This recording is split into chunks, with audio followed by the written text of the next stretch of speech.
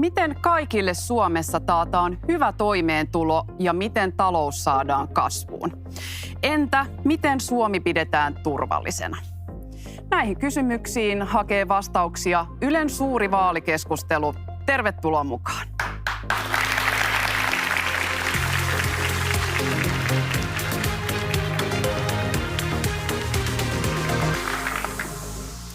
Ja tervetuloa puheenjohtajat vielä kerran ja tervetuloa meidän studioyleisömme Turun yliopistosta opiskelijoita ja Jyväskylän yliopistosta opiskelijoita.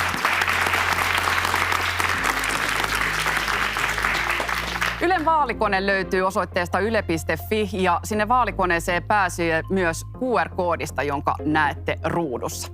Sosiaalisessa mediassa käytämme tunnistetta Yle Vaalit ja tätä tenttiä voi myös seurata Radio Suomesta tai sitten Yle Areenasta. Ja nyt otetaan yksi harjoituskierros. Kyllä, ei, en osaa sanoa. Tässä tentissä annan lyhyitä ja ytimekkäitä vastauksia, jotka vastaavat esitettyyn kysymykseen ja keskittyvät oman puolueeni toimiin. Riikka Purra. Kyllä.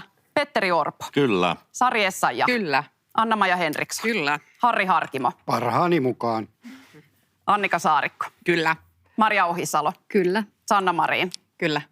Li Andersson. Kyllä. No niin, se kuulosti erittäin lupaavalta. Kiitos.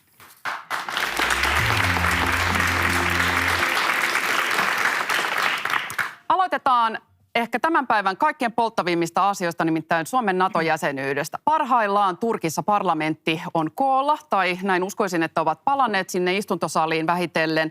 Ja siellä käsitellään nyt sitä, että Suomi liittyisi NATOon.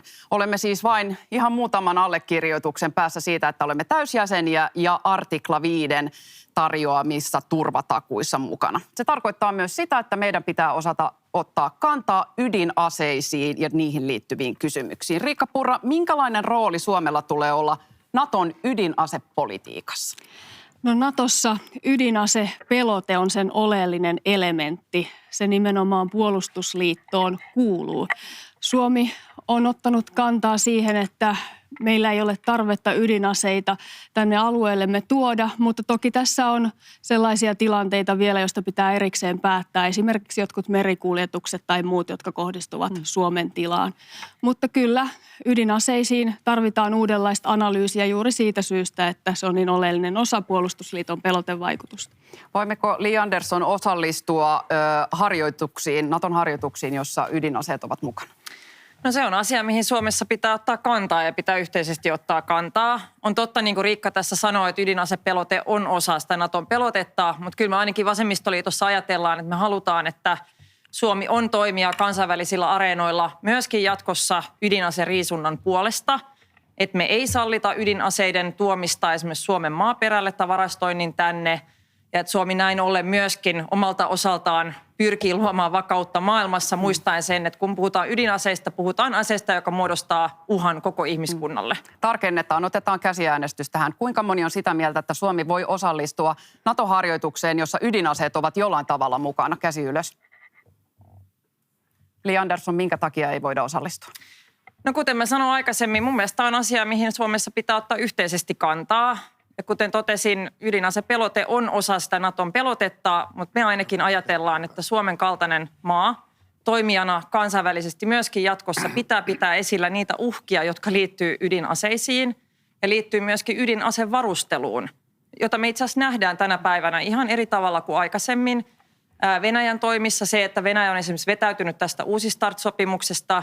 Ei tämän kaltainen kierre tai tämän kaltainen asevarustelu myöskään ole asia, joka tekee meidän maailmasta turvallisemman tai vakaamman. Mutta jääkö meiltä oleellinen osa NATO-prosessista ja NATO-yhteistyöstä väliin, jos emme osallistu edes harjoituksiin ydinaseiden kanssa? Se on asia, mihin Suomessa pitää ottaa kantaa. Että onko se sitten niin oleellinen osa sitä NATOn harjoitustoimintaa myöskin Suomen puolustuskyvyn kannalta, että sitten nähdään tarpeellisena olla siinä mukana. Itse en ainakaan näillä tiedoilla ole valmiita antamaan mitään ehdottomia niin kuin puolesta kantoja tai vastaan kantoja siihen kysymykseen. Kiitos. Anna-Maja Henriksson.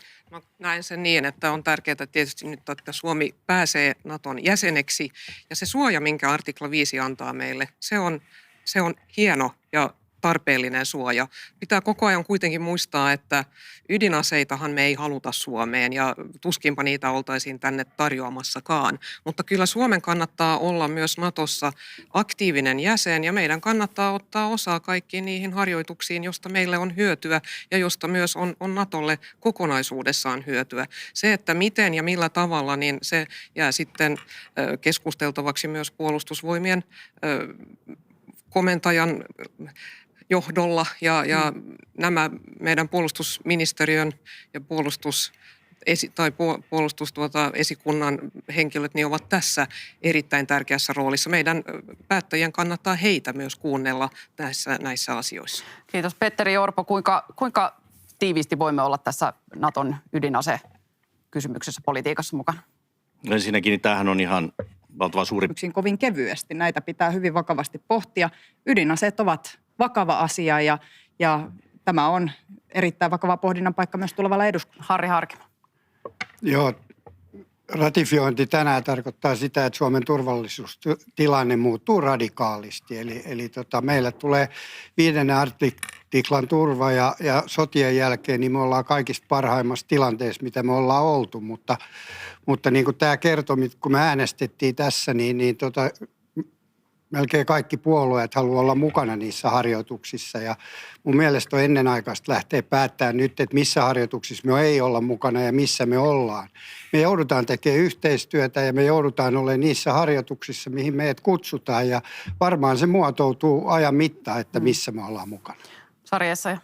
Niin, Suomi osana puolustusliittoa niin on tietenkin myöskin sitten tämän 5. artiklan ydinasepelotteen suojassa ja katson, että Suomi tulee joka tapauksessa olemaan turvallisuutta lisäävä maa Natossa ja esimerkiksi jos ajatellaan, missä kaikessa Suomella on erityistä osaamista, niin vaikkapa nyt arktiset alueet, arktinen osaamiskeskus, se olisi erittäin sopiva tänne Suomen maaperälle ja varmasti meillä on vastuuta esimerkiksi Baltian ilmavalvonnassa ja myöskin sitten pohjoisten alueiden valvonnassa. Eli kyllä Suomi on ennen kaikkea lisäämässä turvallisuutta NATO-jäsenenä ja meidän vastuumme on totta kai sen oman alueen koskemattomuuden turvaaminen. NATO tuo paljon mahdollisuuksia, mutta se on myös selvää, että Natossa oleminen maksaa. NATO linjaa, että jäsenvaltioiden puolustusmenojen tulisi olla 2% bruttokansantuotteesta. Suomessa tällä hetkellä se on jopa yli, koska meillä on näitä kalliita hävittäjähankintoja muun muassa tämän takia. Mutta paine on nostaa puolustusliitossa tuota prosenttiosuutta vielä korkeammalle. Suomessa taas paine on se, että pitäisi sopeuttaa sitä julkista taloutta. Kuinka paljon NATO saa maksaa meille suomalaisille? Annika Saarikko. Vaikka tänäänkin Naton äärellä on historiallinen päivä ja turvallisuutemme todella lisääntyy Naton myötä, silti oma vahva maanpuolustus on edelleen kaiken perusta. Vahvasti maanpuolustustahtoiset suomalaiset, lukummehan on aivan poikkeuksellisen korkea moneen maahan verrattuna. Ja kiinnitän huomiota myös siihen, että vaikka me kuinka pohtisimme nyt Naton kautta puolustuksen menoja, niin kyllä ne ensisijaisesti ovat suomalaisten omaksi turvaksi. Ja Natollekin me olemme turvallisuutta tuottava maa. Nehän ovat aivan samoja menoja, koska ne ovat niitä kansallisia ja puolustusmenoja. niitä tehdään nyt vain myöskin sitä kautta yhteiseksi hyödyksi Natolle, mutta ennen kaikkea oman kansamme turvaksi. Eikä pidä unohtaa esimerkiksi vapaaehtoisen maanpuolustuksen roolia sen kaiken rinnalla. Sinnekin määrärahoja on lisätty ja se on ollut perusteltua. Minun kantani on se, että puolustukseen tulemme jatkossakin käyttämään jotakuinkin tämän verran rahaa. Pitää ymmärtää, että maailman aika on muuttunut ja turvallisuus on asia, johon joudumme käyttämään enemmän yhteisiä euroja.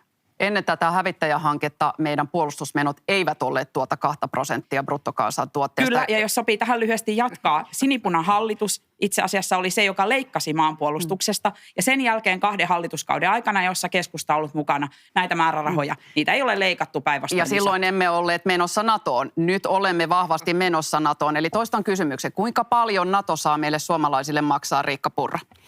Niin tosiaan nyt tämä osuus on jo siellä vaadittavassa näiden suurten hankintojen takia, mutta meillä on edelleen suuria investointitarpeita seuraavaksi maavoimissa, siellä kalustoon ja johtamisjärjestelmään, joten perussuomalaiset ainakin näkee, että tämä vaadittava taso hyvinkin täyttyy ja se vielä ylittyy.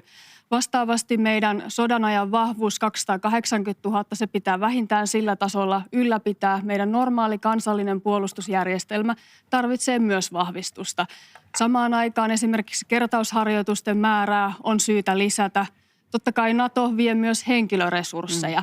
Tämä on aika iso monipuolinen asia, mutta kyse on meidän kansallista puolustuksesta, suvereniteetista ja itsenäisyydestä ja näkisin, että näissä rahoissa ei kannata säästellä. Me puhumme leikkauksista myöhemmin, mutta sen verran sanon indekseistä tässä vaiheessa, että kun valtiovarainministeriö toi näitä sopeutuslistoja tuossa jokunen aika sitten, niin ei sieltä puolustusmenotkaan olleet pois listalta, koska indeksikorotukset koskevat myös niitä. Onko teistä kukaan valmis mahdollisesti hieman tiristämään niistä menoista?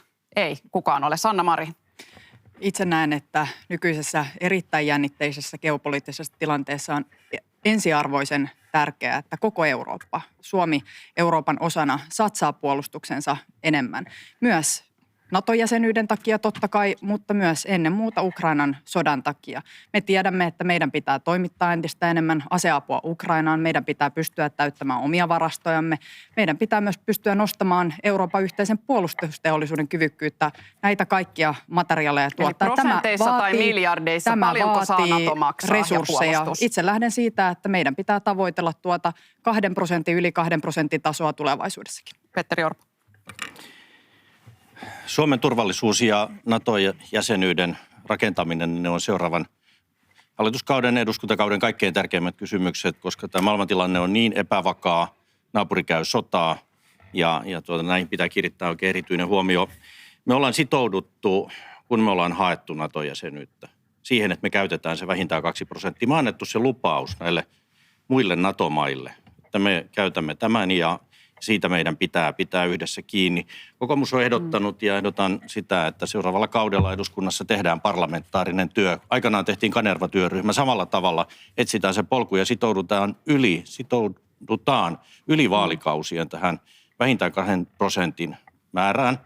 Mutta nyt tämä tilanne on niin vakava meidän ympärillä. Meidän pitää käyttää turvallisuuteen ja puolustukseen se, mitä se puolustus vaatii, niin kuin nyt tässä on tehty. Ja faktahan on se, että suurin osa NATO-maista ei yllä tähän 2%. Eli lähteekö Suomi nyt tässä asiassa ylittämään, kun monessa asiassa ollaan sitä mieltä, että ei meidän tarvitse olla parempi oppilas kuin monet muutkaan, Li Andersson. Niin, pitää muistaa, siis Suomella ei ole mitään hävettävää tässä suhteessa, koska meillä on yleinen asevelvollisuus, meillä on puolustusvoimat, mitkä on myöskin pidetty hyvässä kunnossa täällä. Eli juuri niin kuin tässä todettiin, niin Suomi on itse asiassa käyttänyt enemmän kuin monet NATO-jäsenmaat jo ennen kuin me lähdettiin tätä jäsenyyttä hakemaan. Mitä sitten tulee niin kuin tulevaan vaalikauteen, niin kuin tässä todettiin, niin NATO-jäsenyys tulee vaatimaan henkilöstöresursseja. Sellaisiin lisäyksiin pitää olla valmiutta, mun ymmärtääkseni.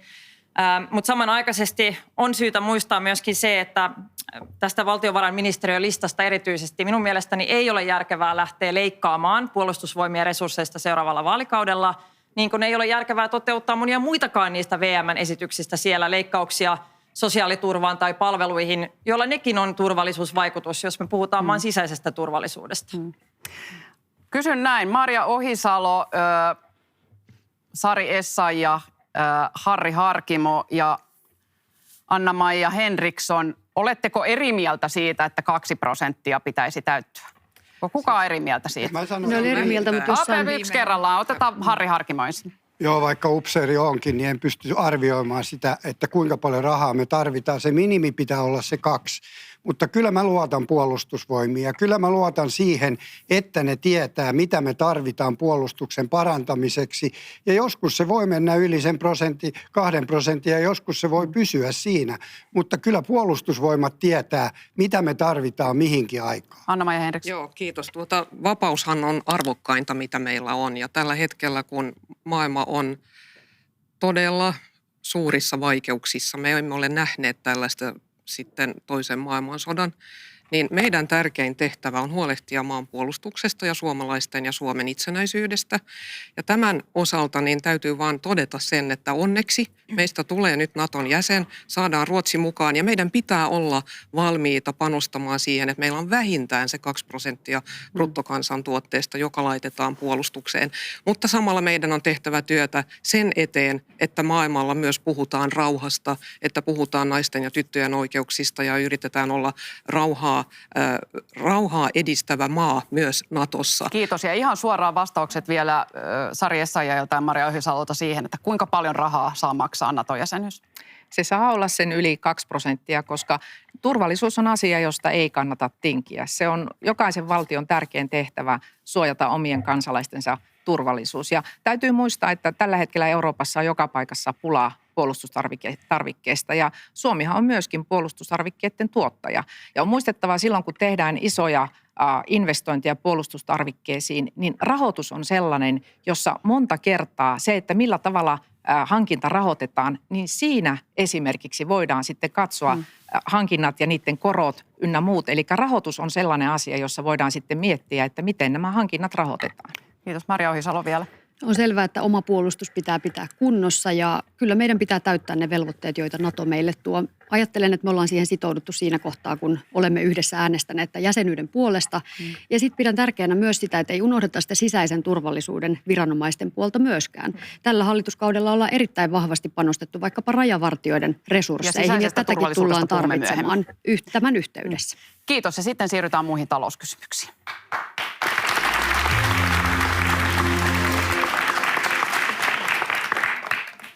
No niin, se on nimittäin niin, että juuri kulutitte aika paljon rahaa meidän bruttokansantuotteesta. Ja nyt kuitenkin tilanne on se, että valtiovarainministeriö ennustaa, että Suomen talous supistuu tänä vuonna 0,2%. Se tarkoittaa sitä, että me olemme taantumassa. Ja nyt puhutaan siitä, että miten saadaan ihmisten ja valtion rahat riittämään tai jopa ehkä kasvamaan.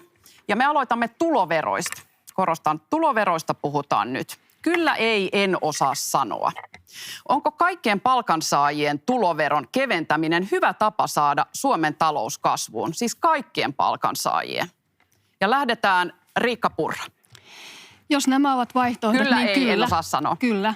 Petteri Orpo. Ehdottomasti kyllä. Sari Essayah. Ei kaikkien. Anna-Maja Henriksson. Kyllä. Harri Harkima. Kyllä. Annika Saarikko. Valitettavasti ei juuri nyt. Maria Ohisalo. Ei kaikkien, mutta jossain tilanteessa pieni- ja keskituloista. Sanna-Mari. Ei. Li Andersson. Ei. Sanna-Mari, miksi se, että kaikille palkansaajille jäisi palkasta enemmän käteen, miksi se ei ole hyvä keino vahvistaa Suomen taloutta? Jos me laskisimme tuloverotusta kaikista tuloluokista, niin kaikkein isoimmat euromäärät menisivät hyväosaisimmille ihmisille. Tämä ei ole oikeudenmukaista politiikkaa tilanteessa, jossa meidän pitää tasapainottaa taloutta. Ja SDP suhtautuu talouden tasapainotukseen, julkisen talouden tilaan ja velkaantumiseen vakavasti. Me emme ole valmiita tässä tilanteessa tekemään mittavia tuloverokevennyksiä. Siihen ei ensinnäkään ole varaa, eikä se kohdennu oikeudenmukaisesti. Sen sijaan, jos talouteen tulee liikkumatilaa, niin pieni- ja keskituloisten asemaa voidaan kohentaa, voidaan parantaa. Ja pidän kyllä hyvin epäoikeudenmukaisena myös sitä, että samanaikaisesti kun puoluekentän oikealta laidalta on esitetty näitä miljardiluokan tuloverokevennyksiä, jotka kohdistuvat siis euromääräisesti kaikkein vauraimpiin, kaikkein eniten, niin samanaikaisesti halutaan leikata sosiaaliturvaa kaikkein köyhimmiltä jopa 100-500 euroa kuukaudessa. Myöhemmin, mutta vielä kysyn. Halutaan nipistää pienituloisilta. Onko siis niin, että et näe, että se, että kaikille jäisi enemmän palkasta käteen, se ei auta Suomen talouden kasvua? En näe, että se auttaa Suomen talouden kasvua. Me tiedämme myös tutkimuksista sen, että kun hyväosaisille jää enemmän käteen niistä omista tuloistansa rahaa, niin tätä ei laiteta kulutukseen. Se ei näy talouskasvussa, vaan se näkyy siinä, minkä verran siellä pankkitilillä on säästöjä. Kiitos. Petteri Orpo, tunnetusti kokoomus haluaa keventää työverotusta miljardilla kaikissa tuloluokissa. Kuvaile nyt ihan konkreettisesti, mikä on se hyöty, joka syntyy Suomen taloudelle, jos näin toimitaan? Lyhyesti tiivistetty. Hyvin mielelläni. Siis me esitetään tämän miljardin veronkevennystä kaikille, jokaiseen tuloluokkaan, myös eläkkeensaajille.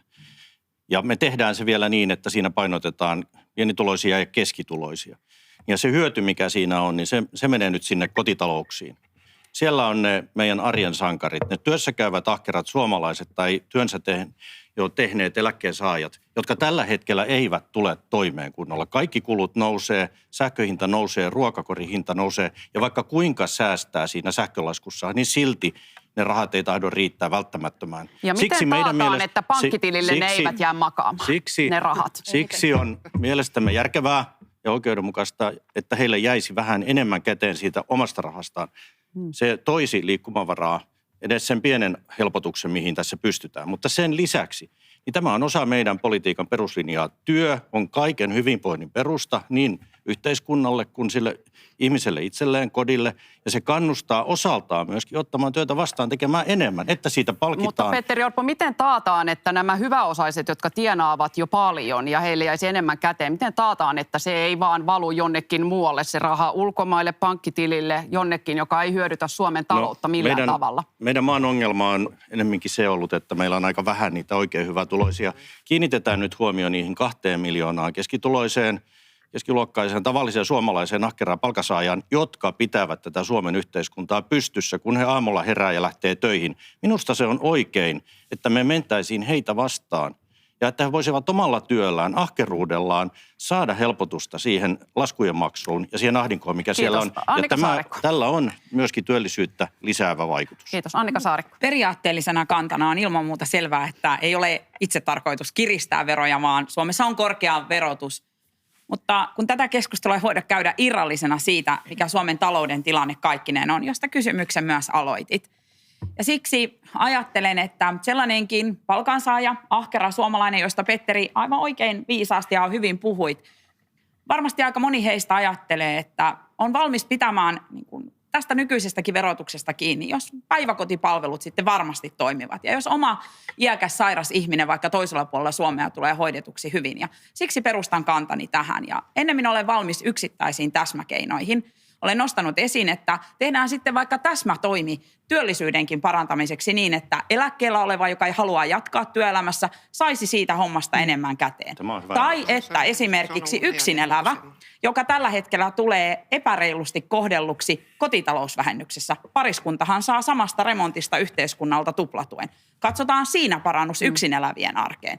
Ja jos nyt oikein mietin sydämessäni, kuka tässä maassa eniten tarvitsisi verotukseen helpotusta, niin kyllä minun vastaukseni on, että omaishoitajat, jotka tällä hetkellä maksavat pienestä palkkiostaan veroa. Ja palautetaan pääkysymys, eli onko niin, että vai kummin päin se on mielestäni, sanotaan näin.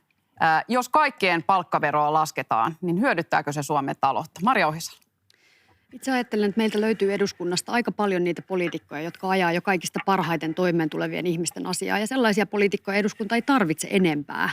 Tällä hetkellä on tärkeää Mutta vastaa kysymykseen. Hyödyttääkö se Suomen taloutta, jos kaikkien palkkaveroa lasketaan? Jos sanon, kyse on nyt tässä, että miten me uudistetaan koko meidän talousjärjestelmää. Vihreät haluaa tehdä vihreän verouudistuksen, jossa ajatus on se, että työn verotusta voidaan laskea. Silloin puhutaan pieni- ja keskituloisten osalta tästä, mutta ei kaikista parhaiten toimeen tulevien osalta, koska sinne ei niitä helpotuksia tarvita. Siellä voidaan jo ihan tarpeeksi hyvin, mutta samaan aikaan pitää pystyä ympäristölle ja ilmastolle haitallista toimintaa verottamaan enemmän. Ja tämä olisi myös meidän talouden toimivuuden kannalta järkevämpää. Eli tarvitaan todellakin uudistuksia, mutta tässä tilanteessa ne palkkaveron kevennykset eivät ole. Kiitos. Riikka Purra, perussuomalaiset ei tue tässä tilanteessa veronkevennyksiä.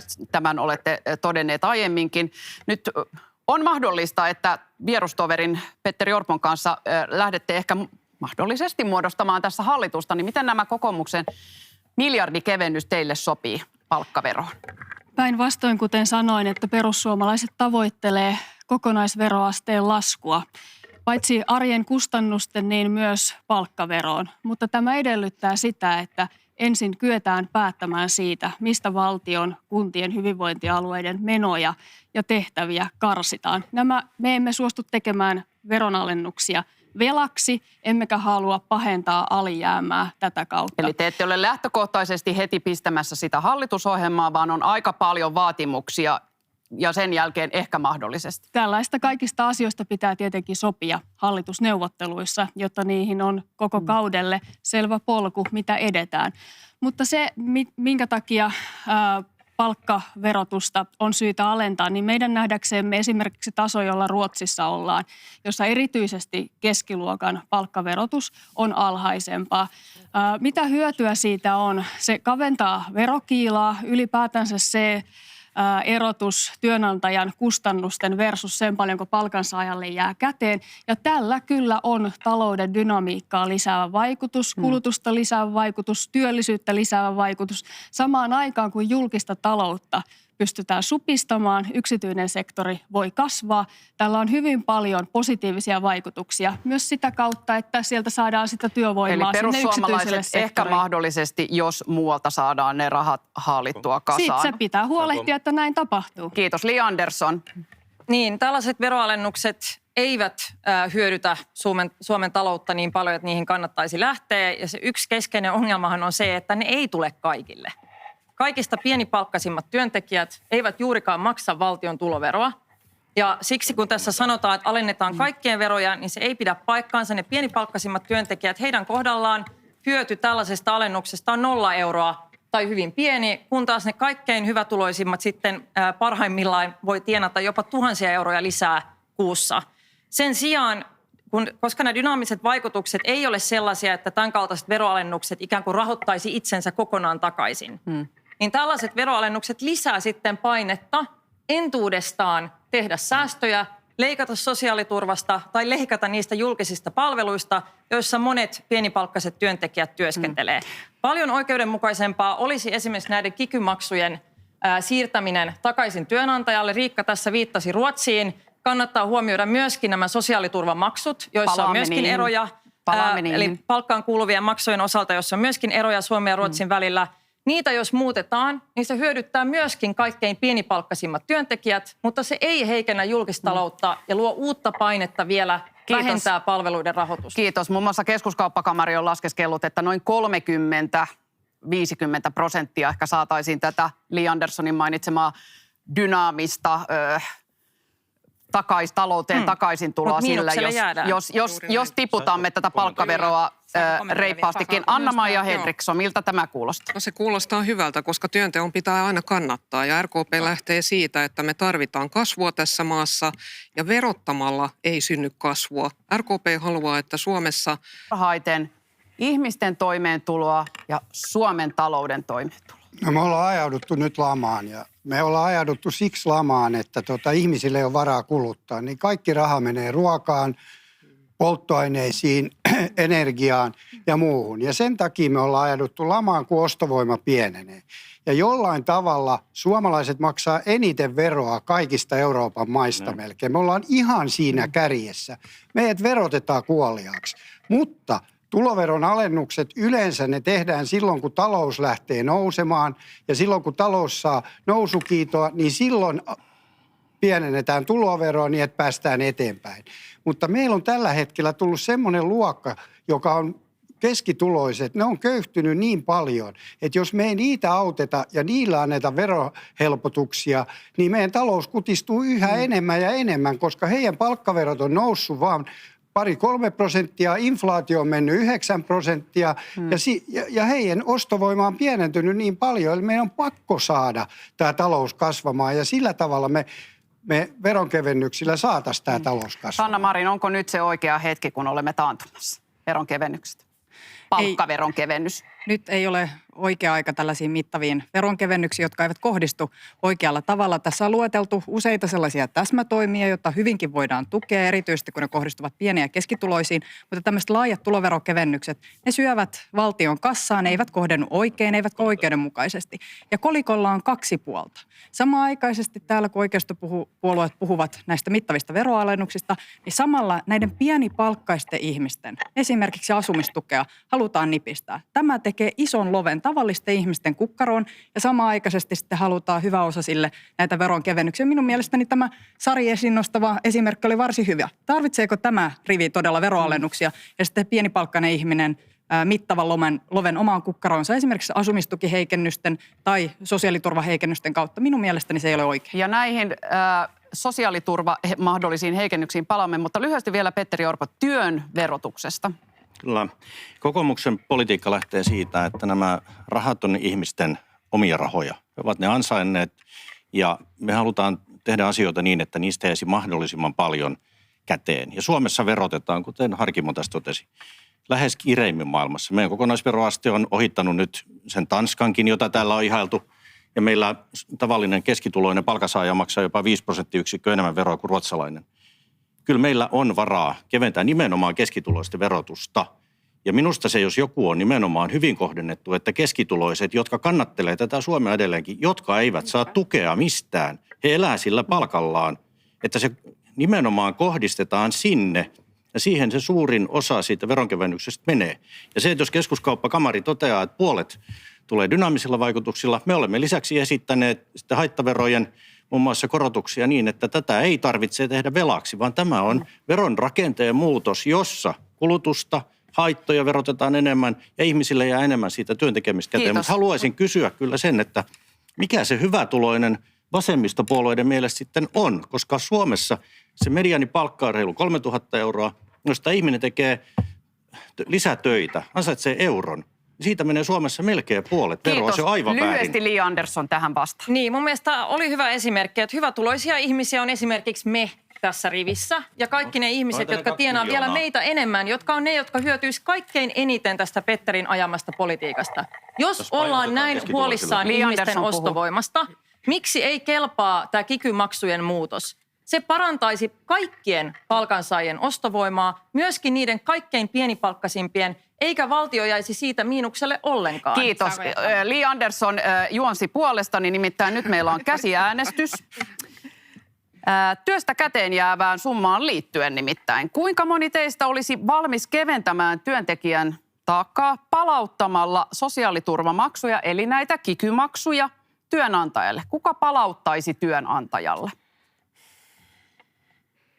Riikka Purra, luetellaan vielä heille, jotka kuuntelevat tätä radiosta, eli Maria Ohisalo, Sanna Marin ja Li Andersson palauttaisivat.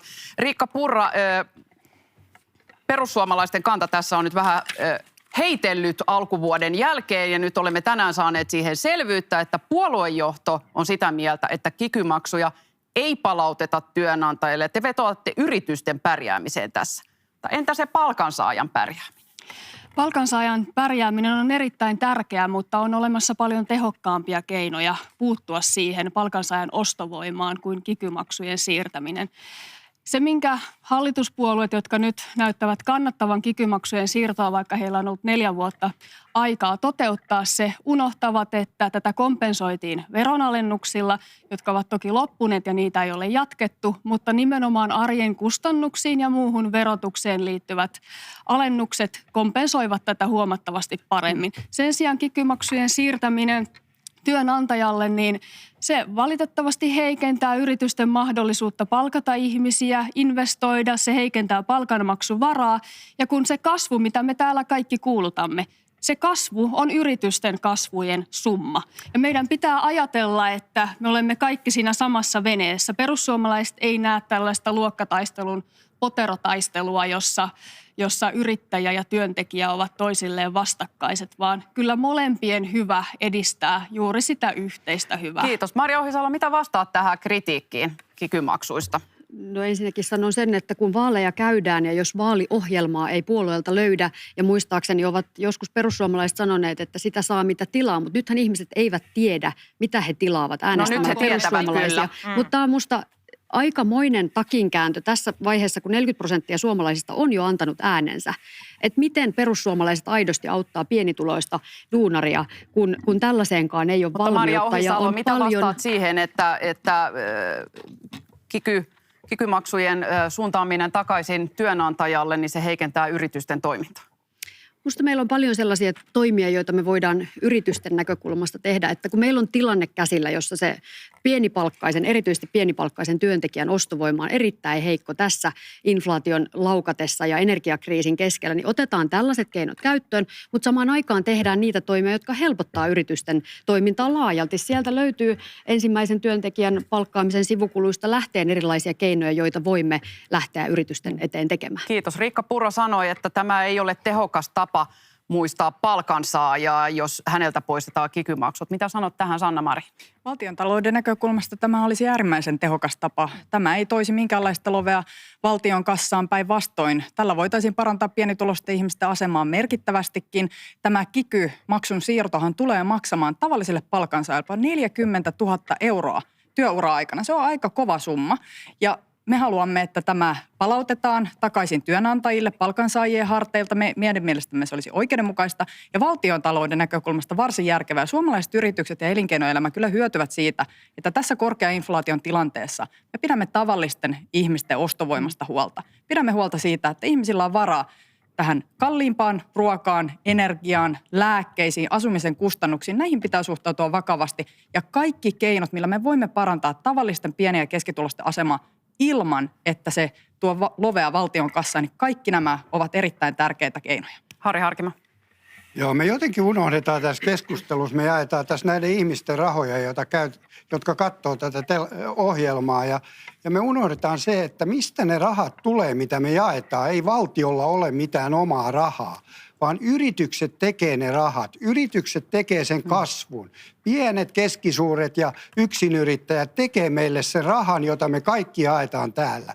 Jos me kuristetaan niitä yrityksiä ja pannaan niille lisää veroja, otetaan niiden osingoista veroja pois, niin ne yritykset joutuu vielä ahtaammaksi. Meidän pitäisi kannustaa yrityksiä kasvamaan, jotta me saadaan nämä rahat, mitä me täällä jaetaan.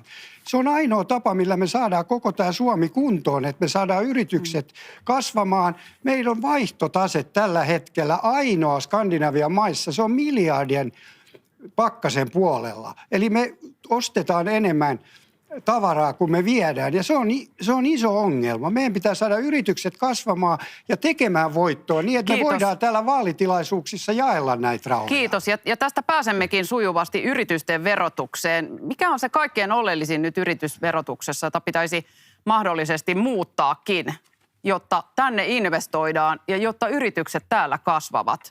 Anna-Maija Henriksson. RKP lähtee siitä, että me tarvitaan Suomessa menestyviä yrityksiä ja ne menestyvät yritykset, ne syntyy silloin, kun tämä meidän kilpailukyky on sellainen, että Suomeen halutaan investoida.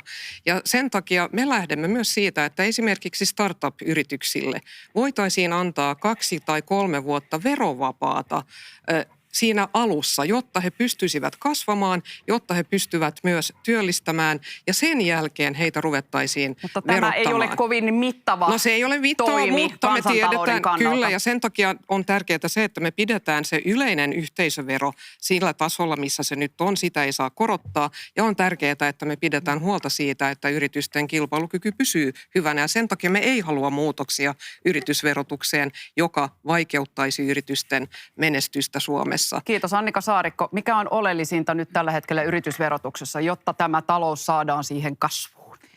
No pienet ja keskisuuret yritykset Suomessa, ne ovat meidän tärkeimpiä avaintekijöitä ensinnäkin työlle, talouskasvulle ja työpaikkojen luomiselle. Ja siksi se linja, jota keskusta on edustanut 2 vaalikauden ajan, sitä linjaa, työn linjaa me haluamme jatkaa. Yritysten verotusta ei sovi nyt kiristää, koska talouskasvumme on kiinni siitä.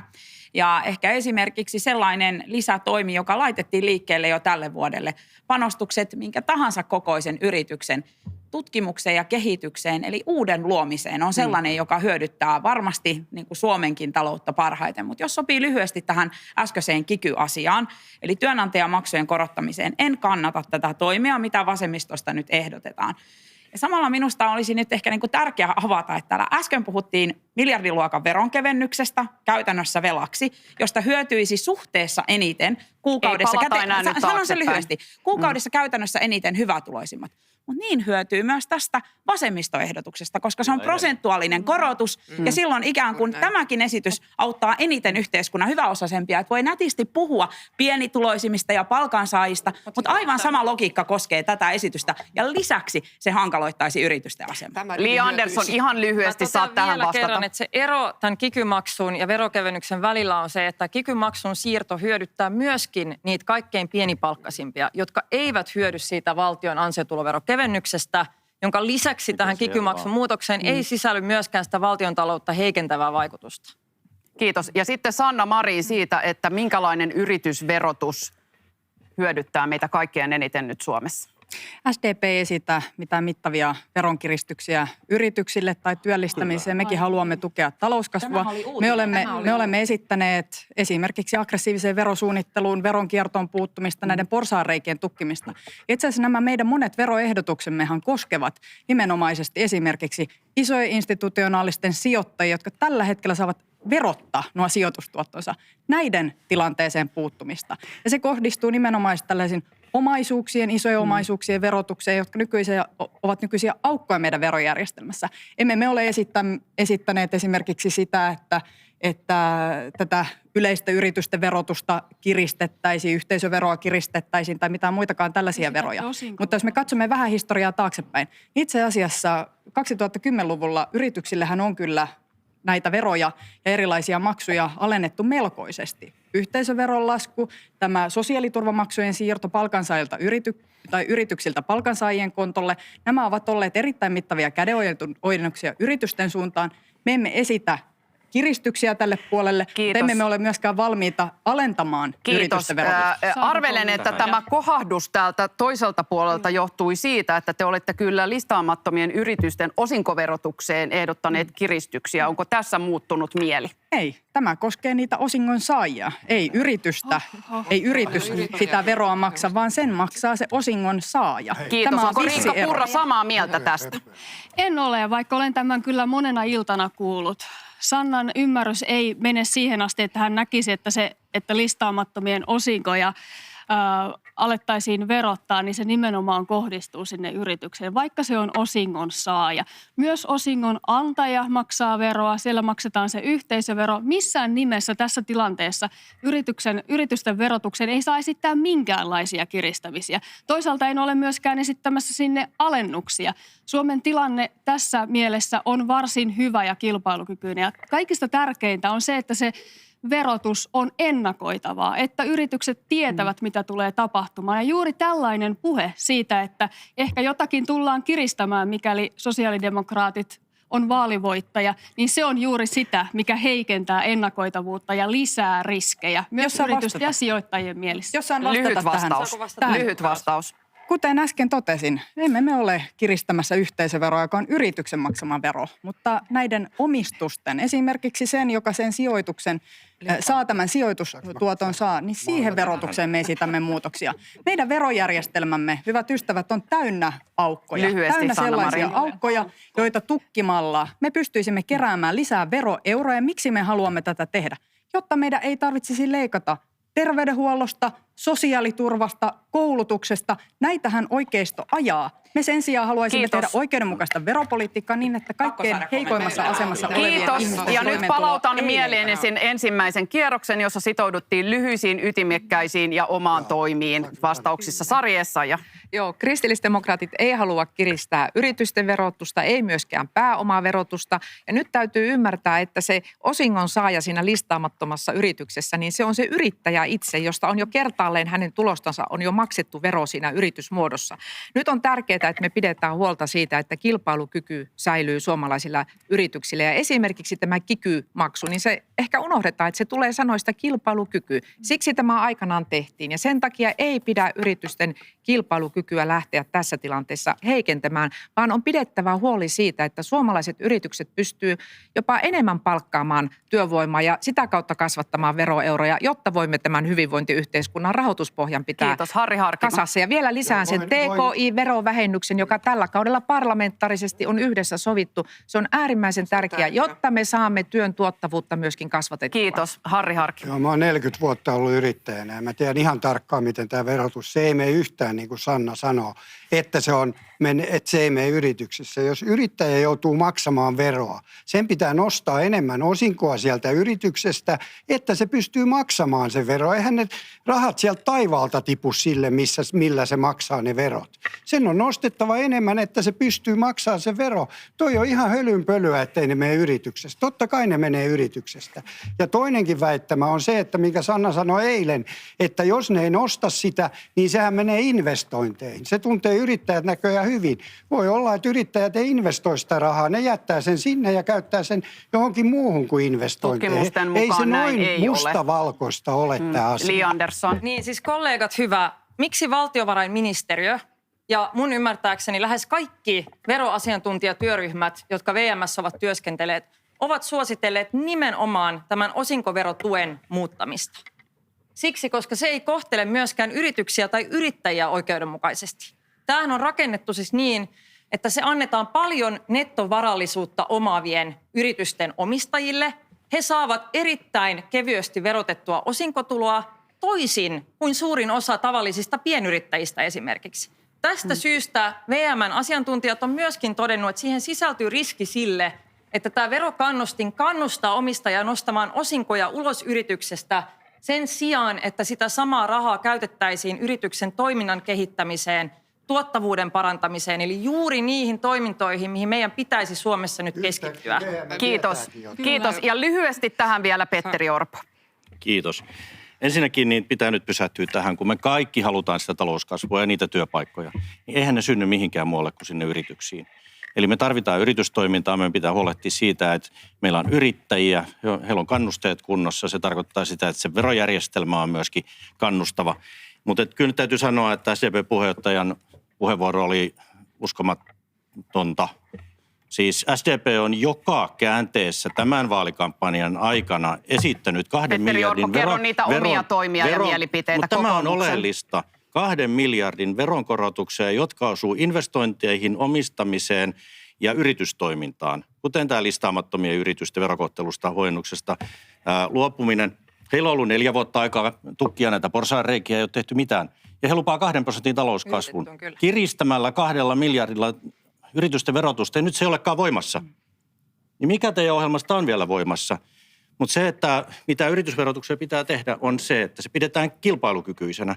Kilpailukykyisenä kansainvälisesti ja myöskin sitten kannustavana kotimaisesti. Ja siihen nyt ei sovi mitkään veronkiristykset.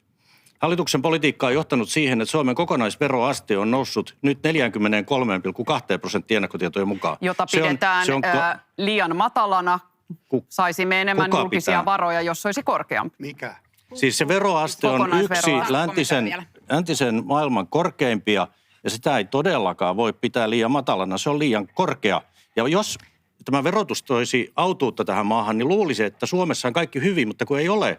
Me tehdään 10-15 miljardia alijäämää joka vuosi. Ja tämä on tämä ongelma. Me tarvitaan yrittäjiä. Pidä paikkansa, että meidän kokonaisveroasteemme on laskenut 2000-luvulla, ja jos se olisi pysynyt samalla tasolla kuin 2016, meillä voisi olla 8 miljardia enemmän julkista rahaa Viimeiset käytössä. ennakkotiedot ihan lähipäiviltä kertoo, että me olimme ohittaneet Tanskan veroasteessa, ja me ollaan nyt Pohjoismaiden Minä en kärjessä nyt puhu siinäkin. Tanskan veroasteesta, puhun Suomen veroasteesta. Kyllä, eli siis minähän kerroin, että siis meidän veroasteemme on nyt noussut. Nämä uusimmat tilastot, ja se vaan kuvaa sen politiikan linjan, tämän tuplaveen velkaa ja veroja. Se on johtanut tähän. Viime kädessä se maksaa aina suomalainen kuluttaja, suomalainen ihminen sen korkean veroasteen, ja se on aina pois kasvusta. Kiitos. Ja nyt lopetamme verokeskustelun. Meidän on nimittäin mentävä eteenpäin puhumaan työllisyydestä. Ja nyt kannustan lyhyisiin puheenvuoroihin, jotta kaikki saavat enemmän puheaikaa. Teille monelle on 80% työllisyysaste keskeinen tavoite. Kuinka moni uskaltaa luvata, että jos olette hallitusvastuussa, niin työllisyysasteemme on vähintään tuo 80 vuoteen 2030 mennessä? Käsi ylös. Kuka uskaltaa luvata, että se on vähintään nyt sitten se? Meidän on pakko uskoa. Anna-Maija Henriksson. Joo, kiitos. Meidän on pakko uskoa siihen, koska se on edellytys sille, että me voidaan pitää huolta meidän hyvästä hyvinvointivaltiosta. Silloin me puhutaan nyt siitä, että meidän suurin ongelma Suomessa on tänään se, että meidän väestö vanhenee. Sille me ei voida mitään. Se on hyvä asia, että ihmiset elävät pitkään. Ja se suurin ongelma on, että ei synny riittävästi lapsia. Sen takia meillä ei ole riittävästi ihmisiä töissä. Ja meillä on yrityksissä valtava työvoimapula, mutta myös julkisella sektorilla. Ja tämän takia me tarvitaan tätä työperäistä maahanmuuttoa, Riikka Purra, mitä perussuomalaiset vastustavat. Ja nyt haluaisin kyllä tietää, että kun RKP lähtee siitä, että tekemällä Suomesta maa, jonne halutaan tulla töihin, jossa viihdytään, jossa kotoututaan, jossa tullaan osalliseksi meidän yhteiskuntaa, jotta me voidaan pitää yllä hyvä vanhustenhuolto, hyvät koulut, hyvä sairaanhoito, niin miten me pärjätään, jos meillä on hallituksessa sellainen puolue, joka ei halua maahanmuuttoa? Puhutaan siitä kohta, mutta hieman muista työllisyystoimista. Ensin nimittäin nyt on ennustettu, että työllisyys tippuisi jonkun verran tänä vuonna, työttömyysaste nousee 7%.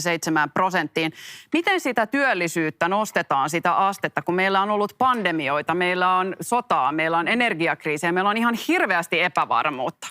Maria Ohisalo.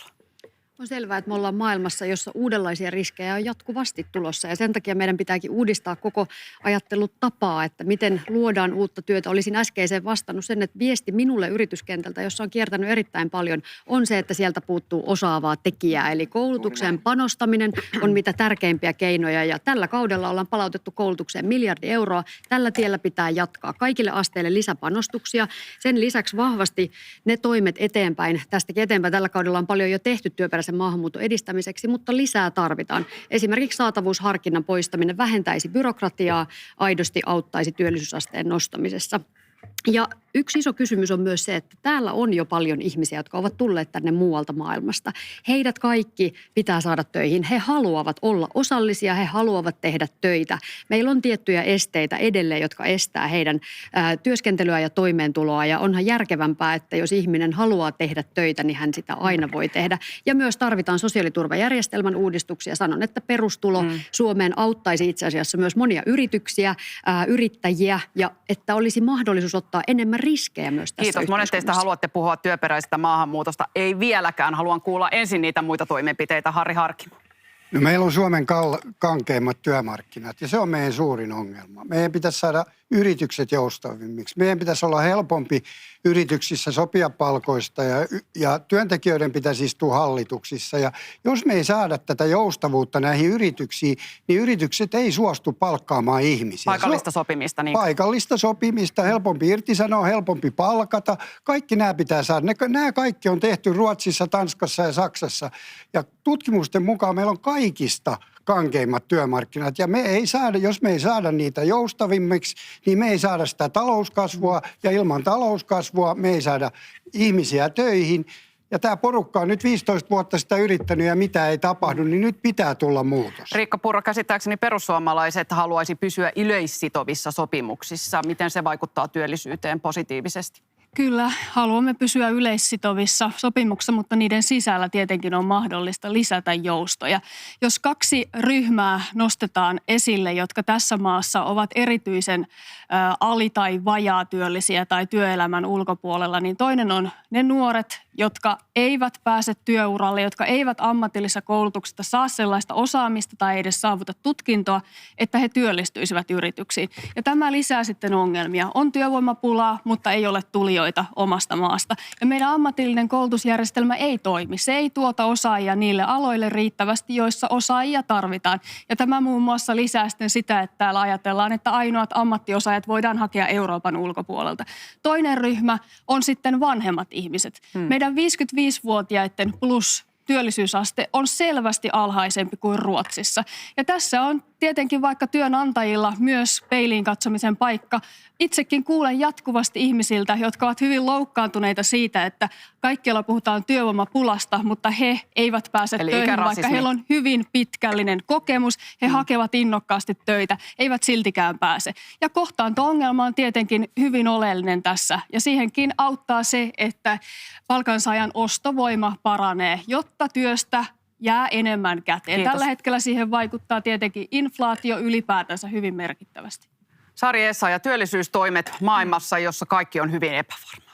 No, tarvitaan pidemmällä tähtäimellä sosiaaliturvauudistus, että työn vastaanottaminen olisi aina kannattavaa. Ja ihmettelen, kun vasemmistohallitus tässä koronan tiimellyksen jälkeen, niin suojaosaa, mikä ensin korotettiin koronan takia, niin sen sitten kuitenkin lopetitte kesken kauden. Se olisi erittäin tärkeää, että kannattaisi ottaa työtä aina vastaan. Ja myöskin sitten ulosoton suojaosien korottaminen, niin se on tärkeää. Mutta sitten on huomioitava... Joo, mutta sitten on huomioitava se, että meidän täytyy työuria pystyä myöskin sieltä alkupäästä pidentämään ja sitten loppupäästä. Eli sellaiset eläkeläiset, jotka haluavat tulla takaisin työelämään, niin sinne on myöskin saatava se kannustin. Eli siellä se työtulovähennys, sitä on nostettava ja sitten työuria on myös sieltä keskeltä pystyttävä jatkamaan. Ja silloin tullaan tähän työhyvinvointikysymykseen, joka on todella iso ja merkittävä kysymys suomalaisessa yhteiskunnassa. Meillä valtava määrä ihmisiä ennenaikaisesti eläköityy ja esimerkiksi mielenterveyssyyt on sen tyyppisiä, jolloin meidän pitää pystyä esimerkiksi terapiatakuu ottamaan käyttöön. Se on myös nuorten kohdalla erittäin tärkeää, että ihmiset todellakin pääsevät sinne työelämään ja pysyvät panostuksia, rahallisia panostuksia, mutta täytyy muistaa, että nämä katkenneet työurat, niin ne on 11 miljardin euron menoerä. Eli kyllä on ehdottoman tärkeää sen verran panostaa niihin toimiin, joilla pystytään varmistamaan työurien jatkuminen, koska vielä kalliimmaksi tulee se, että meiltä ihmisiltä jää työurat kesken. Kiitos. Ja osatyökykyiset ja myöskin täsmätyöllistettävät on huomioitava Kiitos. tässä. Tiivistetään vielä puheenvuoroja. Sanna Marin, SDPn työkalupakissa tämä työllisyys on ihan keskeisiä. Te laskette sen varaan todella paljon talouden tasapainottamisessa, jopa puhutte 3 miljardista. Millä keinoilla se työllisyys nostetaan 80%? Kyllä se on keskeisessä roolissa. Me olemme tosissamme työllisyyden kanssa. Tällä hallituskaudella me olemme onnistuneet työllisyysastetavoitteessa nostamaan sen 75%.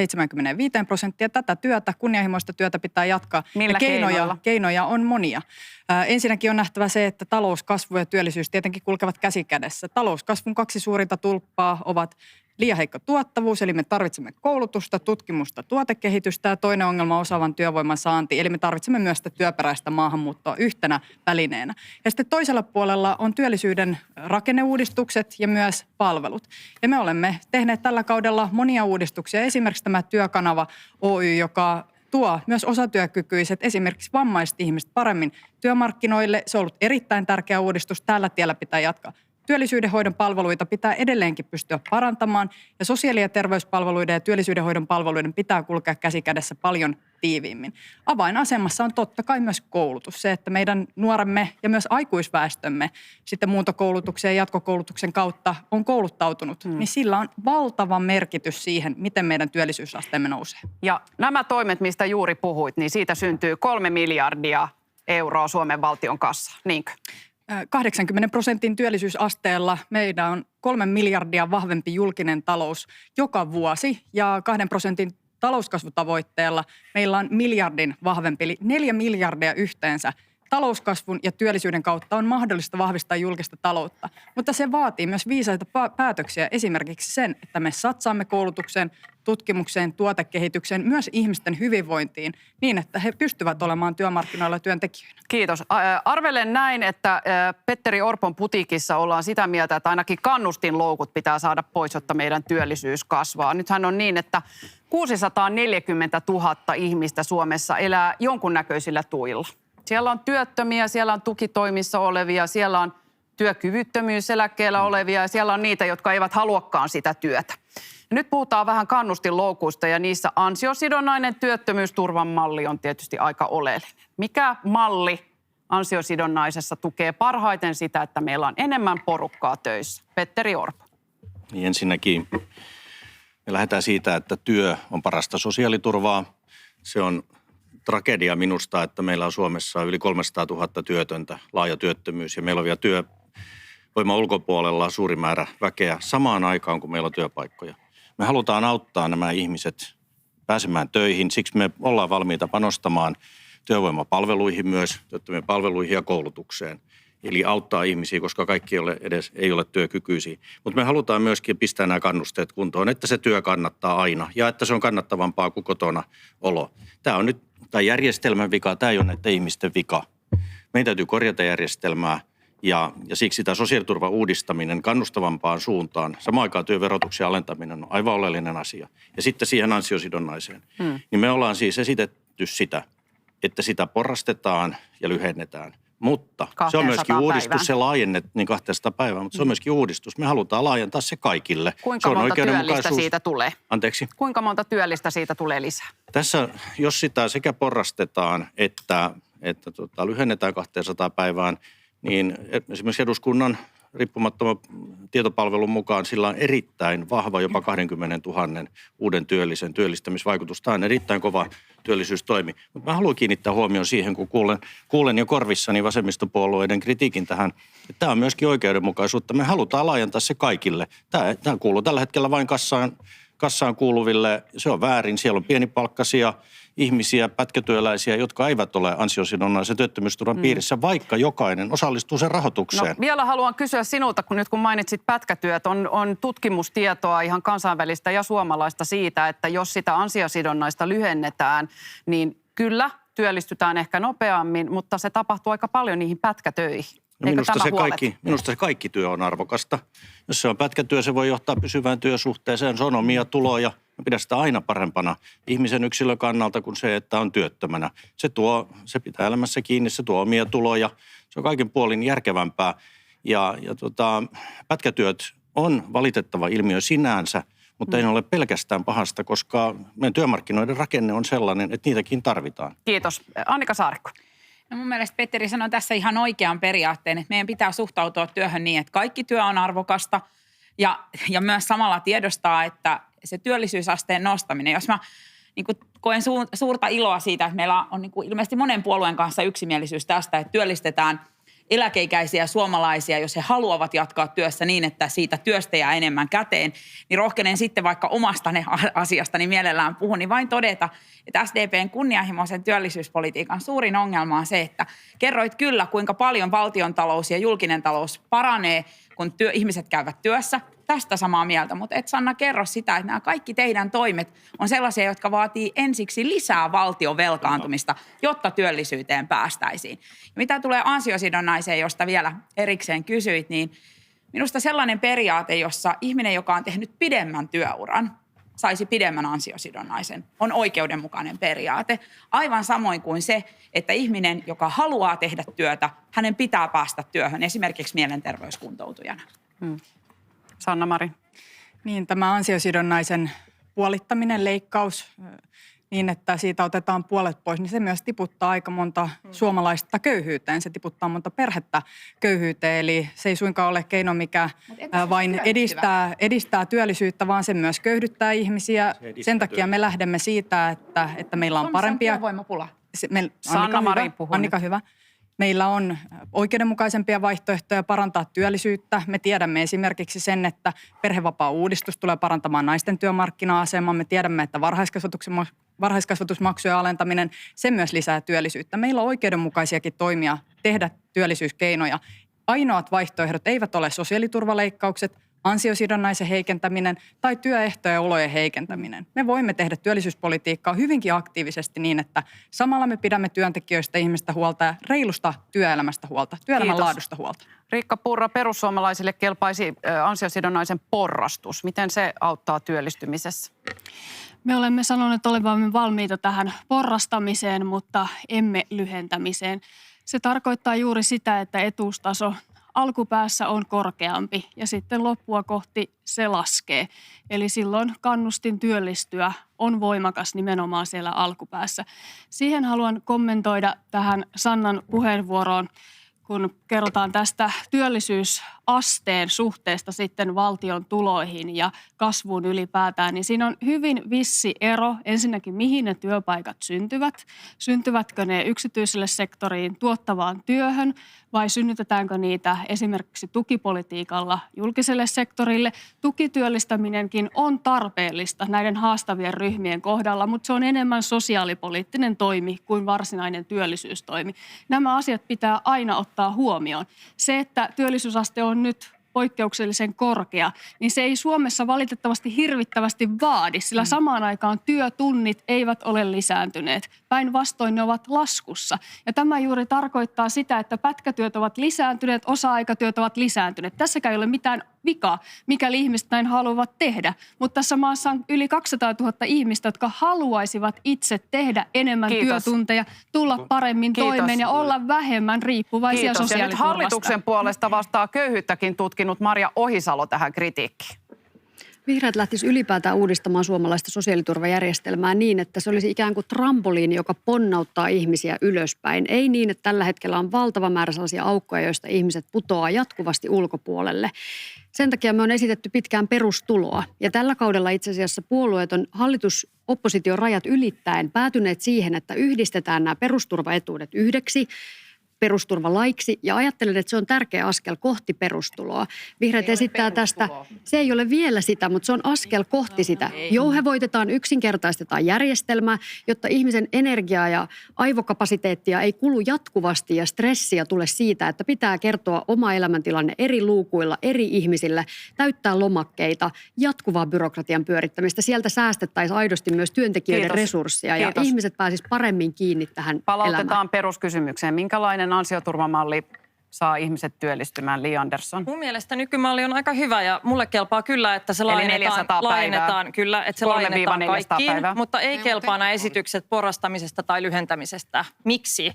Esimerkiksi tämä perussuomalaisten kannattama porrastusmalli, sen ongelma on se, että suurin osa ansiosidonnaista työttömyysturvaa saavista työllistyy alussa. Kyllä. Jos te parannatte niiden työttömyysturvaa, niin siis parannetaan työttömyysturvaa ihmisille, joiden on helppoa työllistyä. Ja sitten se lasketaan lopussa, eli leikataan niiltä, joiden on vaikeaa työllistyä. Ja mun päähän ei mene, millä tavalla tällainen uudistus olisi oikeudenmukainen. Toinen ongelma on se, että nyt me keskustellaan taas tässä vaan työttömien toimeentulon leikkaamisesta, kun me tiedetään, että Suomen suurin ongelma on se osaavan työvoiman puute. Työttömien työnhakijoiden osaaminen ei vastaa sitä, mitä työnantaja hakee. Jos me leikataan työttömältä, mitä tämä ansiosidonnaisen leikkaus käytännössä tarkoittaa, 100 euroja kuussa, antaako se hänelle jotain uutta osaamista? Ei. Se vaan heikentää hänen toimeentuloaan, johtaa siihen, että entistä useampi, entistä nopeammin siirtyy sinne työmarkkinatuelle. Sen sijaan pitäisi panostaa koulutukseen, työttömien kouluttautumismahdollisuuksien parantamiseen sekä siihen, mitä Sari Essayah tässä sanoi, työttömyysturvan suojaosa, joka ei ole lakkautettu, se on nyt 300 euroa, nostetaan 500 takaisin, kannatan kyllä sitä, ja pidetään suojaosan, ulosoton suojaosa sillä tasolla, kuin mitä se on tänä vuonna. Kiitos. Please, lyhentäkää puheenvuoroina, saamme enemmän käytyä läpi. Harri Harkimo. Työttömyysturvan porrastus on ihan selvä keino. Puhuttiin koko ajan, hallitus on koko ajan puhunut pohjoismaisesta työvoimamallista, mutta kun katsoo Tanskaa esimerkiksi, siellä on työttömyysturvan porrastus, mutta siellä on paljon tehokkaampaa se, että miten ohjataan niitä ihmisiä töihin. Eli se, mitä meidän pitää tehdä nyt, kun se on siirtynyt kunnille, niiden toimia pitää tehostaa.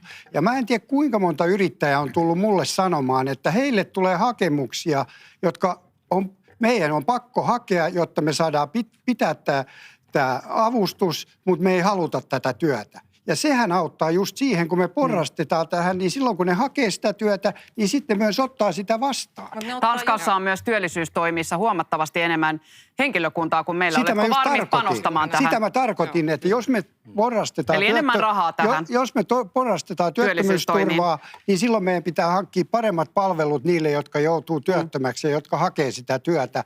Ja se maksaa itsensä takaisin. Kiitos. Anna-Maija Henriksson. No siis kyllähän meidän pitää nähdä se realiteetti. Jos nykyjärjestelmä olisi hyvä, niin me ei seistäisi tässä ja keskusteltaisi, miksi sitä pitää kehittää tai miksi sitä pitää muuttaa. Et nykyjärjestelmä ei toimi hyvin ja sen takia RKP lähtee myös siitä, että meidän pitää tehdä jotain, jotta aina kannattaa ottaa töitä vastaan. Ja sen takia myös tässä ansiosidonnaisen osalta me katsomme, että tämmöinen porrastettu malli voisi olla tapa edetä. Siihen lisättäisiin tämä Tanskan malli niin, että jokainen saa sitten sen yksilöllisen ohjauksen eteenpäin ja panostetaan siihen koulutukseen. RKP ei halua leikata koulutuksesta.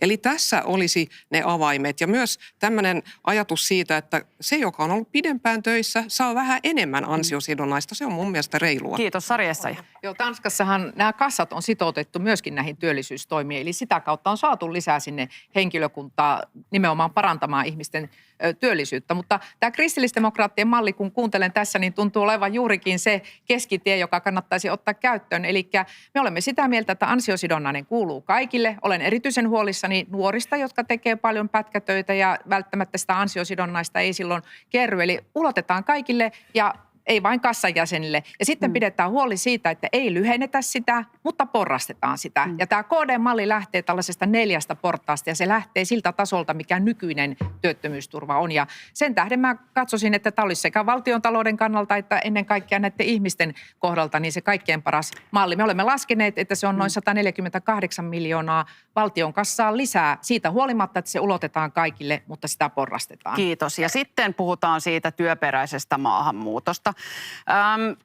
Tarvitsemme lisää töitä tekeviä ihmisiä tänne, se on ihan selvää.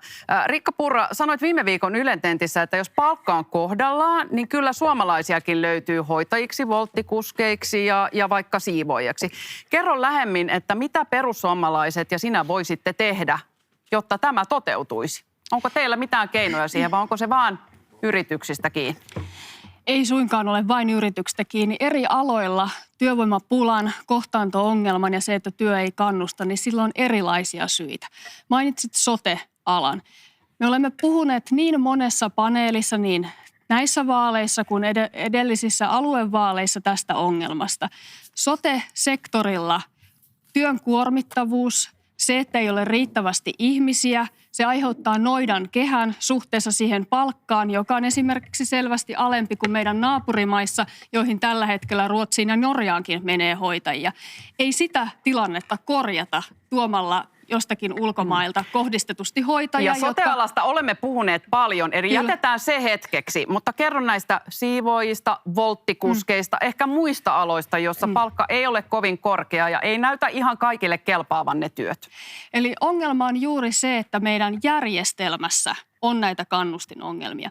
Jos mietitään sitä siivoojaa, jonka toimittaja mainitsi.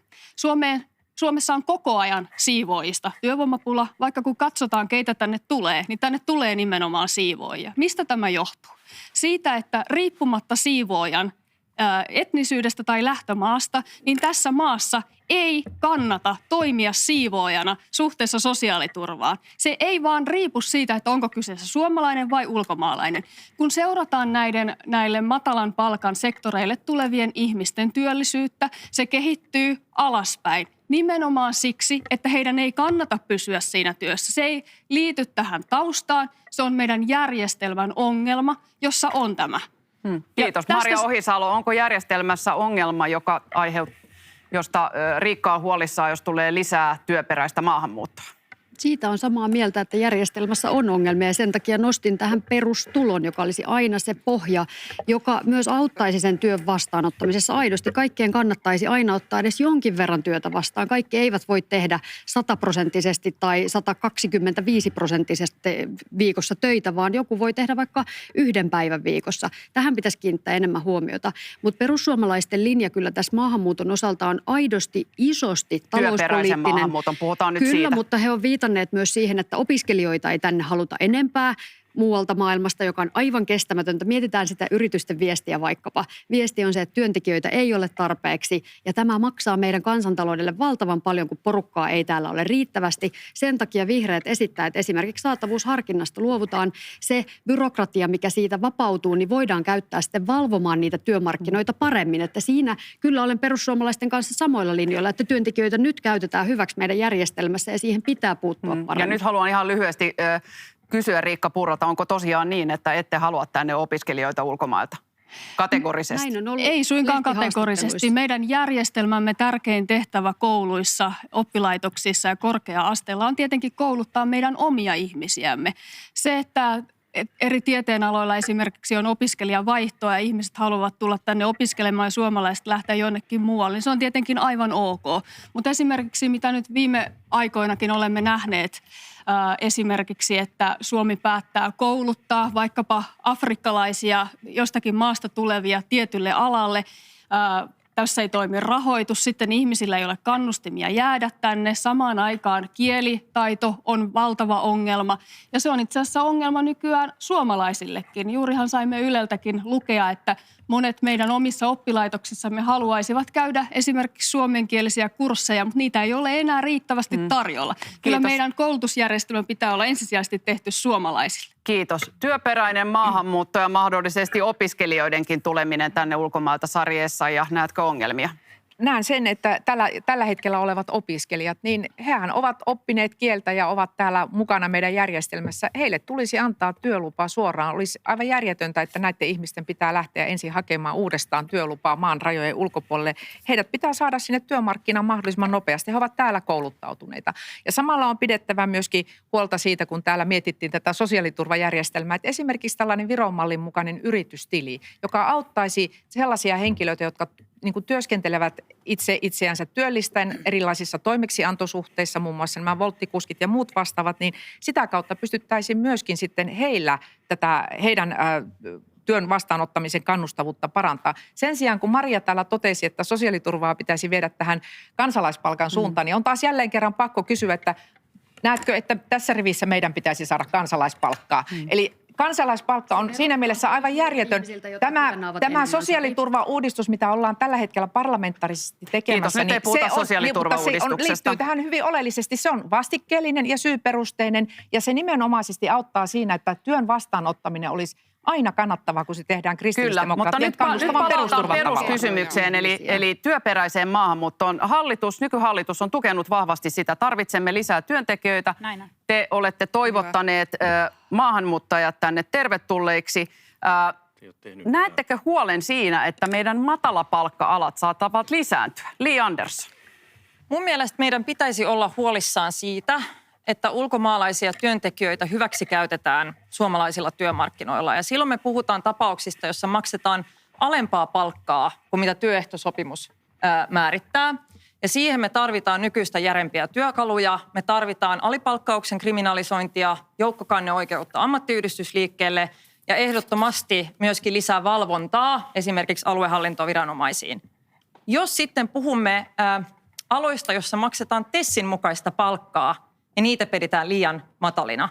Sehän on ongelma, joka koskettaa kaikkia, siis suomalaisia, ulkomaalaisia, kaikkia, jotka näillä aloilla työskentelee. Perussuomalaisten suunnalta en havainnut yhtäkään ratkaisuehdotusta tähän. Itse toivoisin, että perussuomalaiset ehkä herää esimerkiksi ammattiliittojen tärkeyteen. Mitä enemmän saada järjestäytymisaste ylös, niin sitä paremmat mahdollisuudet on sitten liitoillakin neuvotella kovemmat palkankorotukset näille matalapalkka-aloille. Mitä vastaat tähän kritiikkiin, Riikka Purra? Niin, itse asiassa ammattiliitot yhä enemmän kritisoivat tätä meidän matalapalkka-maahanmuuttoa. Muun muassa SAK, joka tänään on ollut kovasti äänessä, niin on useaan kertaan kertonut näistä ongelmista. Vastaavasti hoitajajärjestöt kertovat kielitaidottomien hoitajien aiheuttamista ongelmista. Se, että erityisesti kehittyvistä maista Suomeen tuodaan ikään kuin täsmentymättömästi tuhansia, kymmeniä tuhansia, jopa 500,000 uutta ihmistä seuraavan 10 vuoden aikana, kuten teistäkin moni on ehdottanut, niin se on juuri sellainen keino, joka muun muassa sen ammattiliittojärjestelmän tulee tuhoamaan. Se tulee tuhoamaan meidän sosiaaliturvajärjestelmää yhä enemmän, koska meillä ei ole yksinkertaisesti tällaisen ylläpitoon varaa. Ja siinä on tietysti poliittisia intressejä, löytyy sekä vasemmalta että oikealta. Kiitos. Ja tämä syöttää nyt aivan suoraan Sanna Marinille. Ole hyvä. Niin, mielestäni Liin puheenvuoro tässä edellä oli aivan erinomainen. Kyllä me tarvitsemme järeämpiä työkaluja puuttumaan näihin ongelmiin, mitä meillä työmarkkinoilla on. Tuen täysin ammattiliittojen kanneoikeutta, tuen täysin sitä, että alipalkkaus kriminalisoitaisiin ja tuen täysin sitä, että viranomaisresursseja vahvistetaan tulevaisuudessakin. Tämä hallitushan tätä on tehnyt. Mutta kun me katsomme tätä Suomen talouden isoa kuvaa, niin tosiasia on se, että me tulemme tarvitsemaan tänne osaajia ulkomailta, me tulemme tarvitsemaan myös opiskelijoita, työntekijöitä. Me emme yksinkertaisesti pärjää tällä omalla väestöllä. Kun me olemme tässä keskustelun kuluessa tehneet tätä vertailua muihin Pohjoismaihin, niin yksi ero on se, että Suomeen on tullut paljon vähemmän väkeä, paljon vähemmän työntekijöitä muualta kuin muihin verrokkimaihin. Ja tämä selittää osaltaansa myös meidän talouden rakenteiden eroja. Eli kyllä me tulemme tänne ihmisiä tarvitsemaan, mutta näihin ongelmiin, joita työmarkkinoilla on, niihin pitää pystyä puuttumaan. Työehdot pitää saada kuntoon, palkkaus pitää saada kuntoon. Tämä ovat työmarkkinajärjestöjen käsissä, niistä ei päätä eduskunta eikä hallitus. Sen sijaan me päätämme näistä lainsäädäntöpuolista. Ja tässä tuli näitä esimerkkejä, mitä me voimme vahvistaa. Esimerkiksi ammattiliittojen asemaa ja myös tätä työsuojelun puolta. Nykyinen oikeusministeri Anna-Maija Henriksson. Joo, kiitos. Jos me ei nähdä sitä, että meillä on suuri ongelma, kun esimerkiksi Mongoliasta tullut nuori opiskelija, joka on opiskellut täällä Suomessa sairaanhoitajaksi, ei saa jäädä Suomeen tekemään töitä, vaikka hänellä on tutkinto ja hän on opiskellut juuri sitä, mitä me tarvitaan. Ei me voida ylläpitää tämmöisiä järjestelmiä ja sen takia, niin Riikka Purra, mä en ymmärrä yhtään siitä, että mitkä ovat ne teidän ratkaisumallit. Päinvastoin, RKP lähtee nyt siitä, että meidän pitäisi ottaa käyttöön semmoinen 30 päivän takuuaika, jonka aikana saadaan näille ihmisille, jotka haluavat tulla Suomeen tekemään töitä, se lupaprosessi maaliin. Ja että yritykset saavat tänne palkattua ne, mitkä ne tarvitsevat. Ja sen takia mekin ollaan saatavuusharkinnan poistamisen puolella. Mutta sitten me tarvitaan tietysti valvontaa. Meidän pitää myös pystyä luottamaan siihen, että yritykset hoitavat asiat niin, että jokainen saa sen palkkansa ja että jos tarvitaan, niin riittävästi valvontaa ja korkeampia sakkoja siitä, jos sitä ei noudateta. Kiitos. Lyhyesti tähän vielä Maria Ohisalo. Mä en ole sanonut vielä. On ehdottomasti tässä edellä mainittu tämä alipalkkauksen kriminalisointi ja tämä kanneoikeus. Ne on tärkeitä keinoja ja sitä valvontaa pitää lisätä. Omana aikana sisäministerinä perustettiin Helsinkiin tällainen ihmiskaupan torjunnan yksikkö, jossa poliisilaitokselle siis, jossa aidosti puututaan näihin ongelmiin entistä vahvemmin ja paremmin. Mutta nyt täytyy tarttua ehkä siihen, että tässä sosiaalidemokraatitkin puhuu kyllä työperäisen maahanmuuton puolesta paljon, mutta ette edes tiedä vielä, mitä tulen sanomaan, mutta on asioita, joita tällä hallituskaudella olisimme voineet tehdä. Olisimme voineet helpottaa perheenyhdistämisiä, laskea näitä tulorajoja. Olisimme voineet D-viisumin ottaa heti käyttöön laajempana. Miksi olisimme tätä ei voineet, tapahtunut? koska sosiaalidemokraatit ja keskusta tässä ympärillämme hallituksessa vastustivat. Haluan kiittää Anna-Maja Henrikssonia ja Li Anderssonia siitä, että nämä asiat olisivat meidän taholta kyllä edenneet. Ja on totta, kaikki eivät ole saaneet vastata. Koitetaan tiivistää. Petteri Saanko Orpo. vastata Kiitos. tähän Marian Siis väitteeseen, joka ei pidä paikkaansa? Petteri Orpo ensin. Voitte jatkaa siellä hallituksessa Kyllä. riitelyä. Petteri Orpo puhuu nyt. Kun Suomeen täytyy ryhtyä laittamaan kuntoon, niin se ensimmäinen on tämä osaava työvoiman saanti. Meidän ei oma väki enää riitä, me tarvitaan kaikille aloille. Tämä ei ole pelkästään mikään matalapalkkakysymys, me tarvitaan huippuosaajia peliyhtiöihin, me tarvitaan konepajoihin ihmisiä, me tarvitaan niitä ihmisiä hoitamaan meidän vanhuksia. Tämä on sellainen tosiasia, mitä ei Riikkakaan pääse eroon. Ja kun Riikka tässä kuvaa tätä työperäistä maahanmuuttoa, niin siitä puuttuu enää heinäsirkkaparvet oikeastaan, koska sä näet vaan ongelmia tässä. Sä näet vaan ongelmia työperäisestä maahanmuutosta, mutta sulla ei ole yhtään ratkaisua siihen, kuka hoitaa meidän vanhukset, kuka tekee Turun telakalla niitä laivoja, kuka ajaa joukkoliikennettä. Ja kun tämä tilanne pahenee koko ajan, meiltä lähtee 71 000 ihmistä eläkkeelle. Pystyisittekö luomaan yhteisen hallitusohjelman, jossa mainitaan työperäinen Mä haluaisin kuulla maahanmuutto? joskus jonkun ratkaisun muuta kuin pelkästään näitä ongelmia maalaamisia, koska Suomi ei pärjää. Suomi näivettyy, jos me saa tänne työvoimaa. Me tarvitaan. Ja fakta on se tietenkin, että jokaisen, joka Suomessa on, riippumatta missä maassa hän on syntynyt, pitää käydä töissä.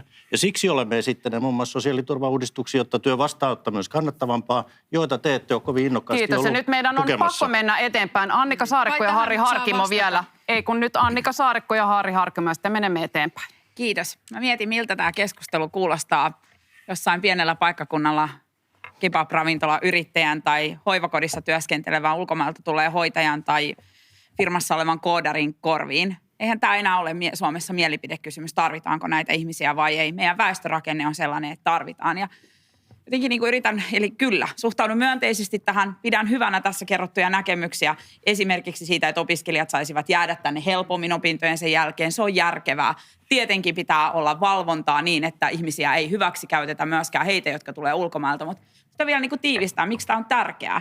Valtiovarainministeriön uusi tällä viikolla julkistettu raportti, joka liittyy tähän talouskasvuun, jota me käytiin läpi, toteaa, että jos me saataisiin joka vuosi niin kuin nykyisen työperäisen maahanmuuton päälle 7500 ihmistä ulkomailta tänne töihin. Se on suurin piirtein semmoinen niin kuin Mynämäen kokoinen paikkakunta. Vuosittain sen verran porukkaa lisää tekemään työtä Suomessa tai näitä opiskelijoita jäämään tänne.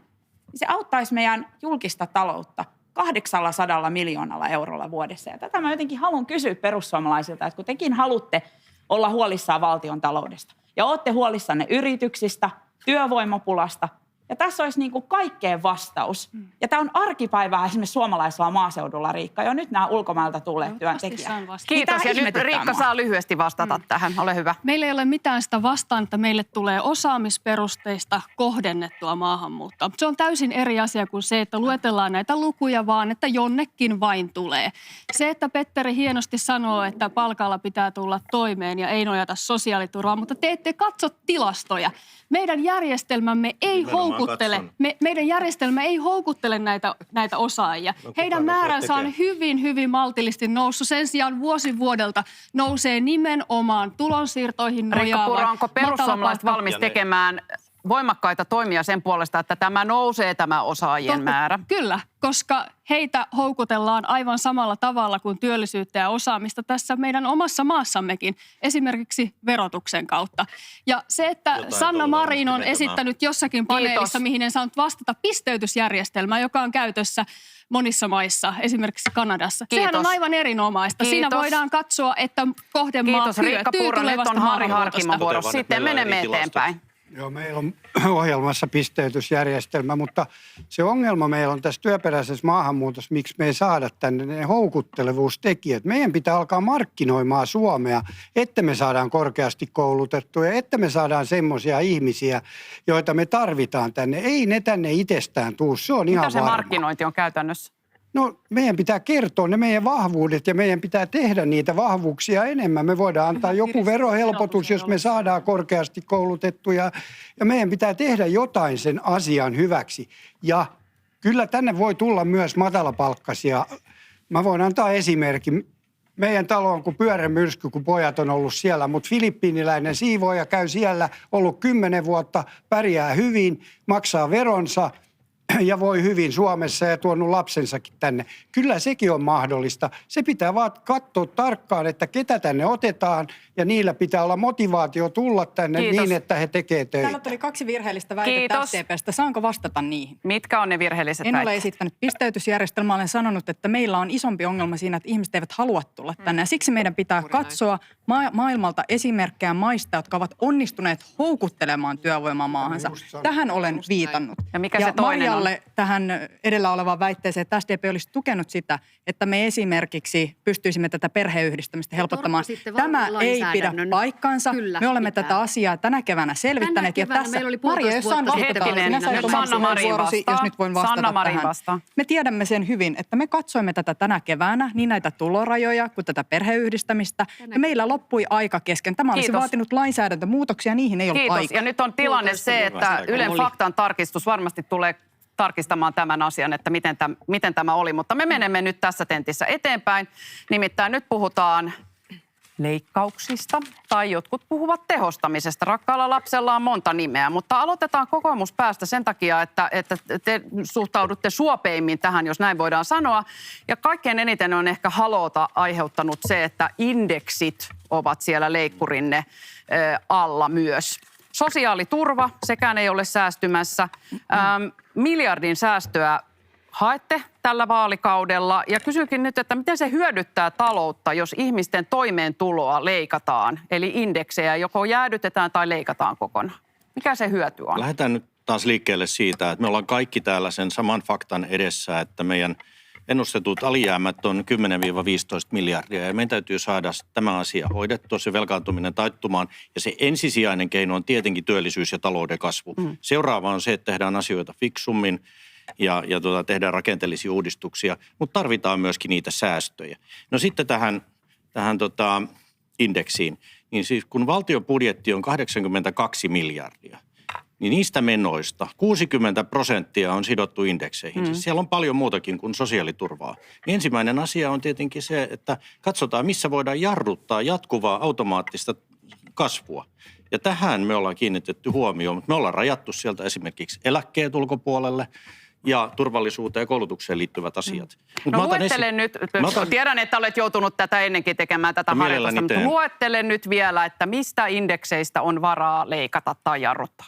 No mä olen kertonut tämän niin päin, että mihin ei kosketa. No mutta sitten voit kertoa myös toisinpäin. Minusta siinä ei ole mitään nauramista. 60% 82 miljardista on sidottu indekseihin. Mutta kerro ja ne, nyt niin päin, että mistä leikataan. Ne, mitkä eivät ole siellä, niin ne ovat siis eläkeindeksit. Ne on koulutukseen liittyvät ja turvallisuuteen mistä leikataan? Mitä jarrutetaan? No, mitä tarkoittaa indeksiä? silloin, että ne kaikki muut käydään läpi. Toimeentulotuki. Kaikki, Eli mitä nyt tulee, Sanna Marin? Kaikki, mitkä on indeksiin sidottuina, tämä ei ole ollenkaan näin esimerkiksi ongelmallinen asia. Sanna Marin ehkä kertoo nyt sitten. Siellä on tämä sosiaaliturvapuoli. Se on mielenkiintoista kuunnella kokoomuksen argumentaatiota illasta toiseen, että rikkaita pitää aina kannustaa sillä, että heidän taskuihinsa pitää laittaa lisää rahaa, mutta köyhimmiltä pitää leikata. Käytännössähän nämä ovat sosiaaliturvaindeksejä ja toinen puoli, mitkä ovat myös sidottu indeksiä, ovat esimerkiksi kuntien valtionosuudet.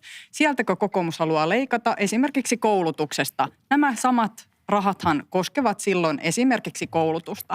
Ja itse en kyllä näe, että tilanteessa, jossa meillä myös julkista sektoria ja sosiaaliturvaa koskee kaikki tämä kustannusten nousu, korkea inflaatio, se, että asuminen maksaa, energia maksaa, ruoka maksaa, eläminen on tällä hetkellä todella kallista inflaation takia. Niistä kaikkein köyhimmiltä pitää leikata näillä indeksijäädytyksillä. Tai tässä tilanteessa julkiselta sektorilta, jonka myös kustannukset nousevat, niin sieltä sitten leikataan. Ihmisten peruspalveluista, sosiaali- ja terveydenhuollosta. Jos kuntien valtionosuuksiin kosketaan, niin se tarkoittaa käytännössä koulutuspalveluita. Sanna Marin, Petteri Orpo on oikeassa siinä, että valtion budjetista 60% menoista on sidottu erinäköisiin indekseihin. Nyt jos hieman haastan, niin Petteri Orpo kertoo kuitenkin, että miljardi saataisiin tällä säästettyä. Sen sijaan te puhutte SDP:ssä, kun puhutaan leikkauksista tai säästämistä, puhutte tämmöistä pitkän matkan asioista, eli työllisyyden kasvattaminen, koulutus, tutkimus, kehittämis, innovaatiotoimiin panostaminen, ne ei ole kauhean nopeita keinoja.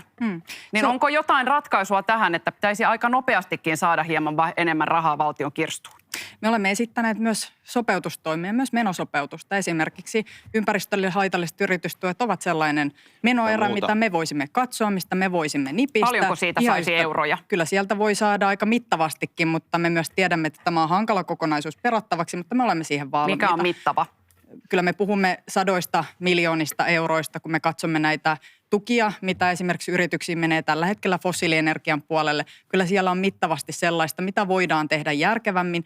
Ihan yhtä lailla me olemme esittäneet esimerkiksi julkisten hankintojen tehostamista. Tällä puolella tehostamistoimia kyllä voidaan tehdä järkevästikin. Julkiset hankinnat ovat yli 40 miljardia ja siellä on paljon tehtävää. Varsinkin nyt, kun meillä on sosiaali- ja terveydenhuolto yksissä käsissä mittavia hankintoja. Jos siellä tehdään järkevämmin tätä yhteisesti, niin sillä voidaan saada säästöjä aikaiseksi. Entä julkinen hallinto?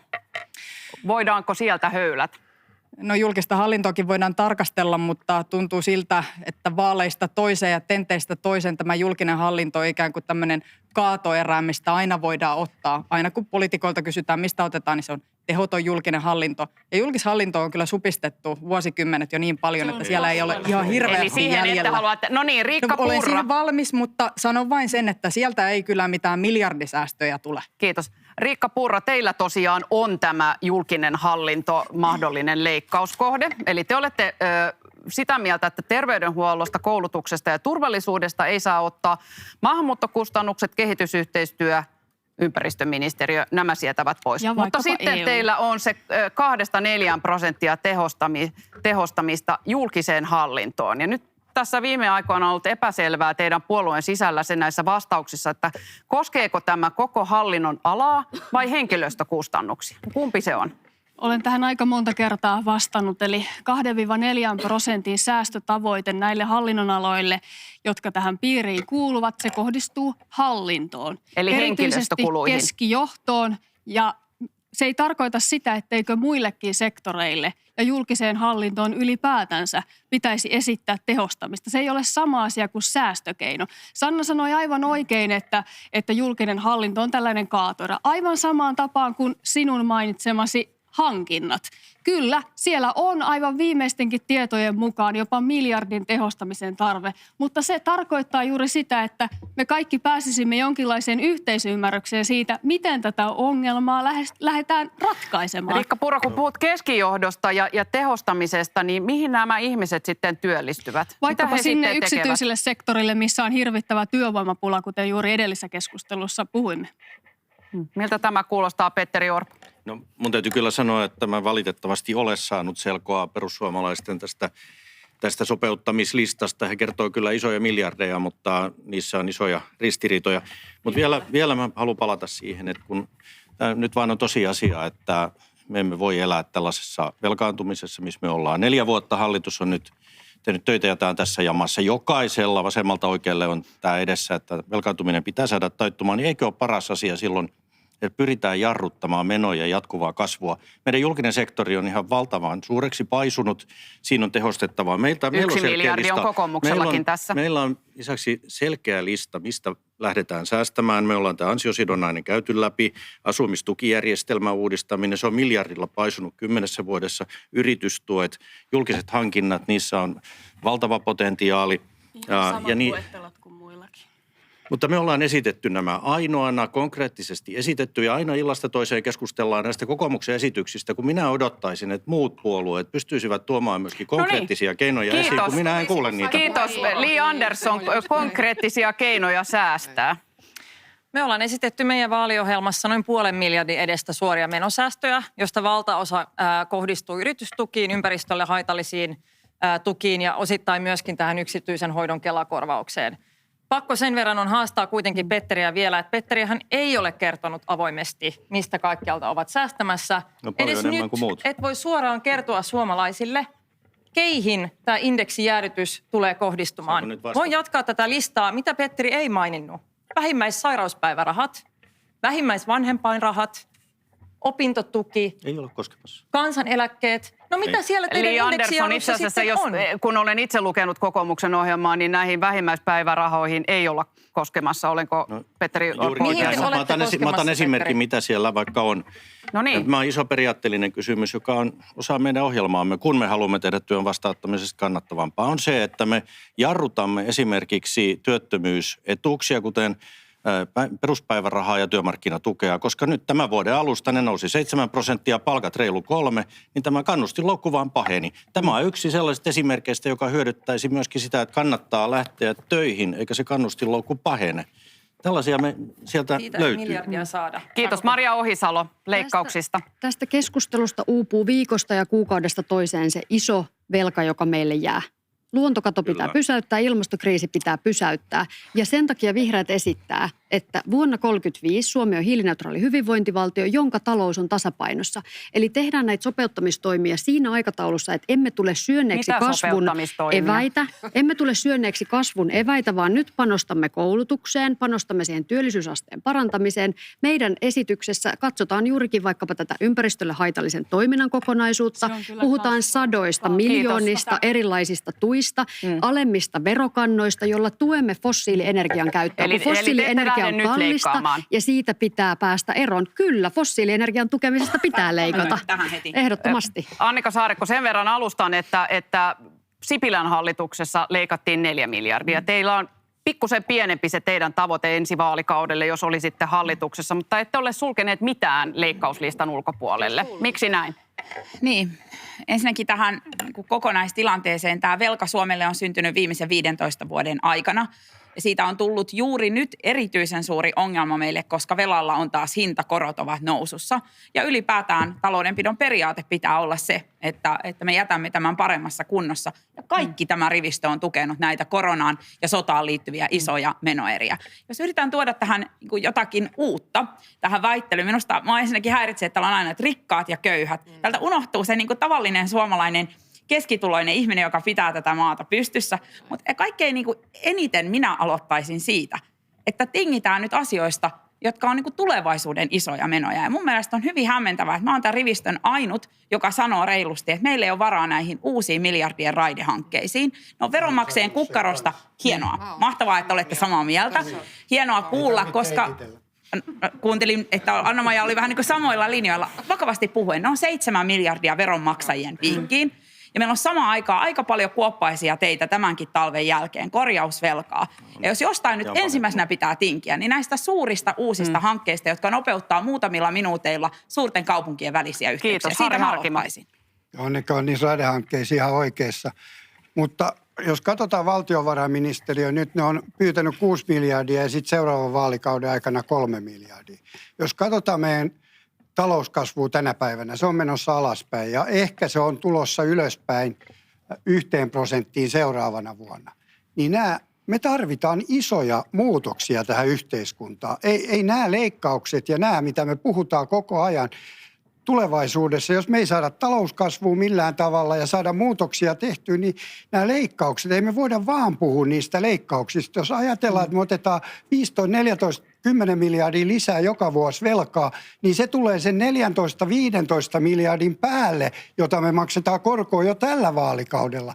Niin miten ihmeessä me selvitään jollain 0,5 miljardin leikkauksilla ja sitten toivotaan, että talous kasvaa. Se Miten Anna-Maija Henriksson? toivotaan, ei riitä. Miten Anna-Maija Henriksson selvitään? Me selvitään sillä, nyt mä heitän yhden asian, mistä ei ole puhuttu ollenkaan. Ja se on hyvin yksinkertainen. Jos jokainen suomalainen kävelee 500 askelta enemmän päivässä kuin tähän mennessä, niin UKK-instituutin mukaan, niin me säästetään 3 miljardia. Siis ihmisten hyvinvoinnista ei olla puhuttu. Mutta joo, mennään kohta kävelemään. Mutta itse tähän asiaan nyt, niin RKPhän lähtee siitä, että koulutuksesta me emme leikkaa, koska me tiedetään, että koulutus on se, jolla Suomi elää. Me tarvitsemme koulutettua väestöä ja me tarvitsemme sen, että jokaisesta lapsesta ja nuoresta pidetään huolta. Ja samalla mun on sanottava myös, että tämmöisenä porvarillisena edustajana tässä, niin mekin pidämme huolta siitä, että kaikki Suomessa nyt pysyvät mukana. Ja sen takia RKP ei ole leikkaamassa eläkeläisten indekseistä. Ja sen takia mekin olemme kuitenkin valmiita siihen, että tehdään 2 kauden tasausohjelma ja tehdään se yhteistyössä ja koetaan etsiä niitä, mistä meillä on samat näkemykset, eli näiden hankintojen osalta varmasti siinä on tehostamista. Itse olen nähnyt myös, että digitalisaation puolella me laitetaan valtavasti valtion rahaa niihin, ja me ei saada sitä tuottavuutta ulos niistä järjestelmistä. Meidän on kyettävä parempaan. Kiitos. Ja vielä Sari Essayah. Mistä KD on valmis leikkaamaan? Tai ensin sanon sen verran, että nyt Annikan tämä asenne, että nyt ollaan vastuullisia taloudenhoitajia, niin ei nyt hirvittävästi vakuuta, koska sen 4 vuoden aikana, kun teillä on ollut valtiovarainministerin salkku, niin sinä aikana 40 miljardia on otettu lisää velkaa, josta 1/3 on kaikkea muuta kuin näitä kriisejä. Me olemme hyväksyneet turvallisuuteen liittyvät ja me olemme hyväksyneet myöskin terveyteen koronahoitamiseen liittyvät. Emme sitä 1/3, mikä on pistetty kaikkeen muuhun.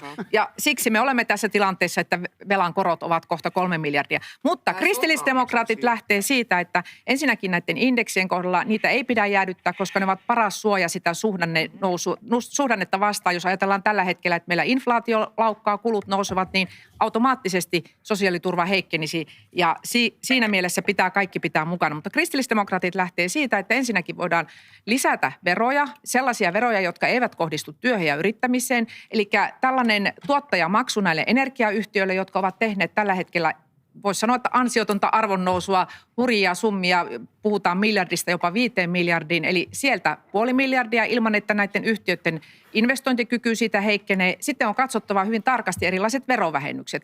Siellä on nämä AY-jäsenmaksujen verovähennysoikeus, se tulisi puolittaa ja sitten yritysten kohdalta yritysten järjestöjen jäsenmaksu verovähennysoikeus kokonaan poistaa. Sitten tulee tarkastella näitä yleishyödyllisiä, sen määritelmää, sieltä on saatavissa lisää rahoitusta valtion kassaan. Ja sitten kyllä me katsomme, että meidän mielestämme esimerkiksi tämmöinen terveysperusteinen vero, että siinä mielessä lähden ihan mielellään kävelemään, että otetaan terveysperusteinen vero käyttöön ja pidetään liikunnan kautta huolta siitä, että kansalaisten kunto paranee, niin saamme kyllä säästöjä aikaiseksi. Nyt emme lähde vielä kävelemään. Meillä on tehokas vartti aikaa ja nyt vaihdamme teemaa.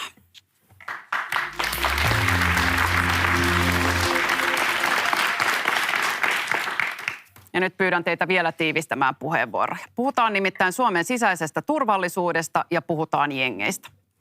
Poliisin mukaan Suomessa toimii 10 katujengiä. Se ei ole suuri määrä vielä, mutta huoli tietysti on, että voiko tämä määrä lisääntyä. Nämä katujengit koostuvat poliisin mukaan pääosin parikymppisistä toisen polven maahanmuuttajista. Ja nyt otetaan kyllä, ei, en osaa sanoa kysymys. Suomi on jo Ruotsin tiellä sisäisen turvallisuuden murtumisessa. Li Andersson. Ei. Sanna Marin. Ei. Maria Ohisalo. Ei. Annika Saarikko. Ei. Harri Harkimo. Kohta on. Anna-Maja Henriksson. Ei. Sari Essayah. Viimeinen aika kääntää suunta. Petteri Orpo. On jo. Riikka Purra. Kyllä. Petteri Orpo, poliisi puhuu siitä, että jengien taustalla on muun muassa isojen kaupunkien lähiöt, joihin ongelmat kasaantuvat. Mitä tälle segregaatiolle, eriytymiselle pitäisi meillä Suomessa nyt tehdä? Järjestäytynyt rikollisuus ei missään muodossa kuulu Suomeen.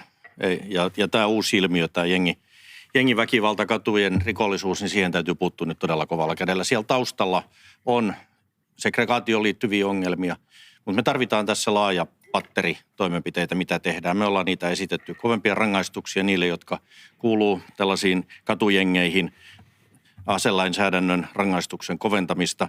Me ollaan ohjelmassamme luvattu 1000 poliisia Suomeen lisää, koska me tarvitaan valtaakin. Mutta sitten meillä on näitä muita keinoja. Meidän täytyy kaupunkisuunnittelussa, rakentamisessa, kouluissa, meidän täytyy kaikessa kiinnittää huomioon siihen, että me onnistutaan paremmin kotouttamisessa. Siihen tarvitaan ryhtiliike ehdottomasti, koska se on mennyt pieleen. Ja sen lisäksi me tarvitaan myöskin sitten apua näille nuorille, jotka ovat joko siinä syrjäytymisvaarassa tai jo siinä rikollisuuden kierteessä. Heidät pitää saada sieltä irti. Täytyy olla keinoja puuttua, saada ne nuoret pois. Kiitos. Riikka Purra, oletko valmis panostamaan kotouttamiseen? Viimeisenä toiminaan hallitus toi eduskuntaan uuden kotouttamislain aivan muutama viikko sitten, jossa on 101 pykälää uusia oikeuksia maahantulijoille. Ei, me emme todellakaan kannata tällaista kotouttamista, vaan velvoitteiden lisäämistä Tanskan mallin mukaisesti. Mutta on huvittavaa, että juuri äsken keskustelimme maahanmuutosta, jossa te ette siinä keskustelussa nähneet minkäänlaisia ongelmia. Mutta kun katsotaan sinne Ruotsiin, sinne on tullut ihan kaikenlaista maahanmuuttoa. Siellä on tällä hetkellä erittäin vaikea tilanne. Se saattaa olla niin vaikea, että sitä on mahdotonta enää toiseksi kääntää. Nämä kaikki samat ongelmat, ilmiöt ovat Suomessa hieman pienemmässä mittakaavassa. Siihen ei auta uudet kotouttamiseurot, uudet miljardit laittaa tänne. Siihen ei myöskään auta minkäänlainen holhoava politiikka, vaan siihen auttaa ensinnäkin se, että me kiristetään maahanmuuttopolitiikkaa merkittävästi, jotta meille ei synny koko ajan lisää ongelmia. Vastaavasti, kuten kerroit, nämä ovat pääasiassa toisen polven maahanmuuttajia. Eli siinä on jo mennyt joku hyvin pahasti pieleen. Tässä maassa, joka kotouttamiseen käyttää jatkuvasti merkittävästi rahaa, jakaa positiivista syrjinnän perusteella lisäresursseja kouluihin Maria Ohisalo, miksi emme ole jo asuinalueet. Miksi emme ole jo Ruotsin tiellä?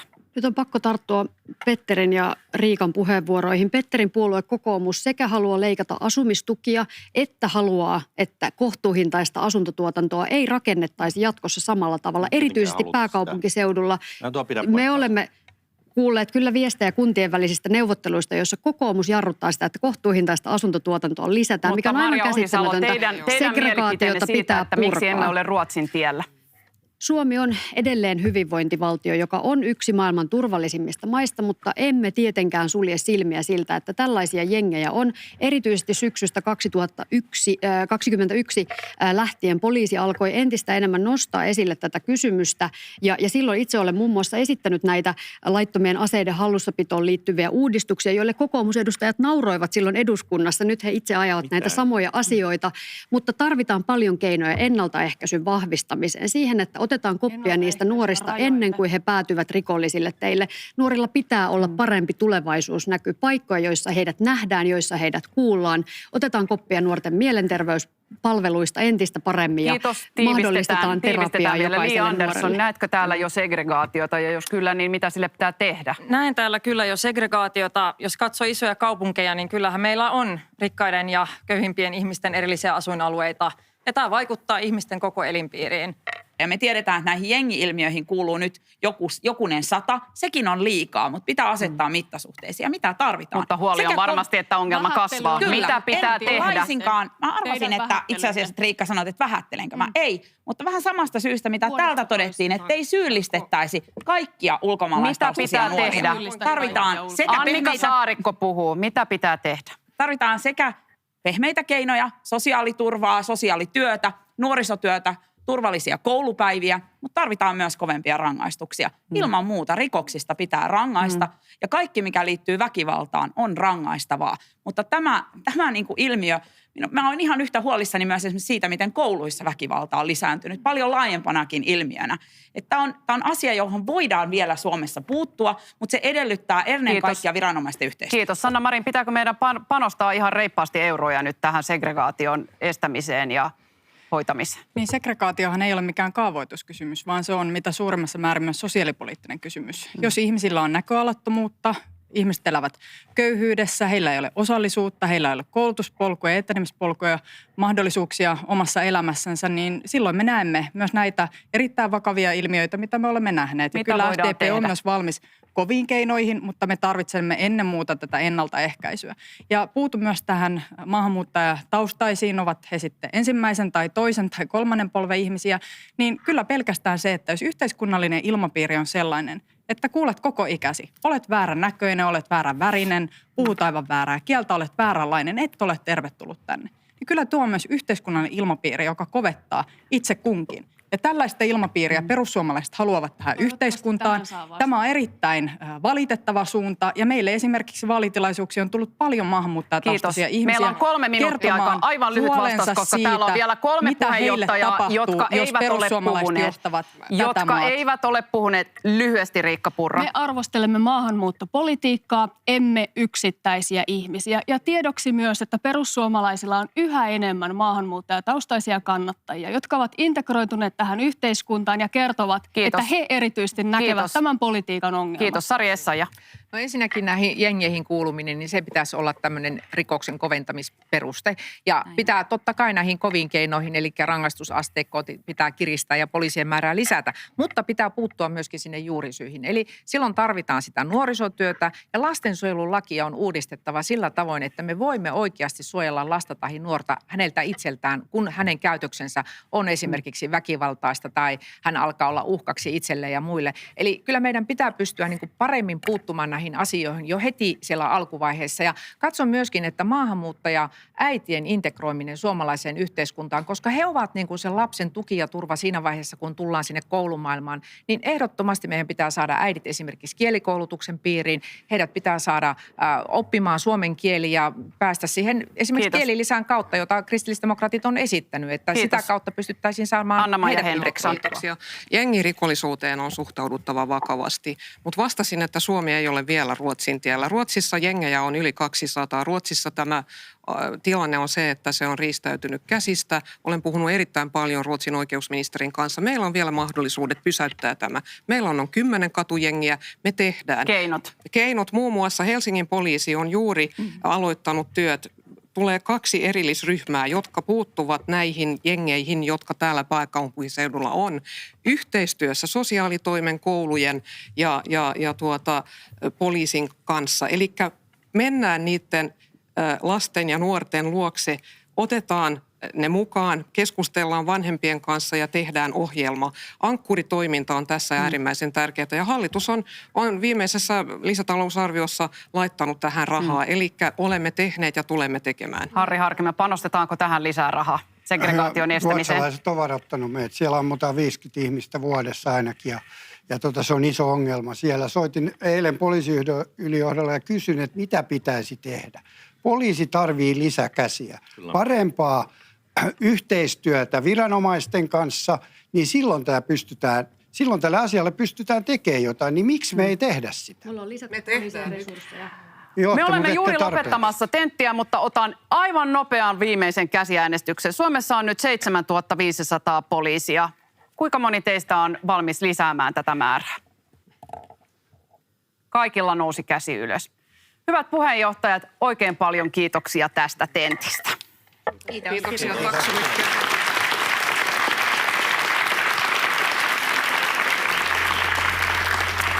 Ja kiitoksia myös meidän studioyleisö. Tässä oli nyt se viimeinen Yleisradion vaalitentti ja käsittääkseni ehkä myös viimeinen valtakunnallinen vaalitentti.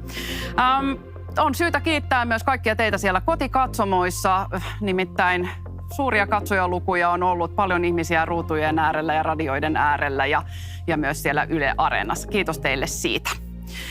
Ylen tuloslähetys, sitä voi seurata täällä TV1:ssä, Radio Suomessa ja Yle Areenassa 7:30 lähtien ensi sunnuntaina, eli tulkaahan silloin mukaan ja muistakaa äänestää. Kiitos.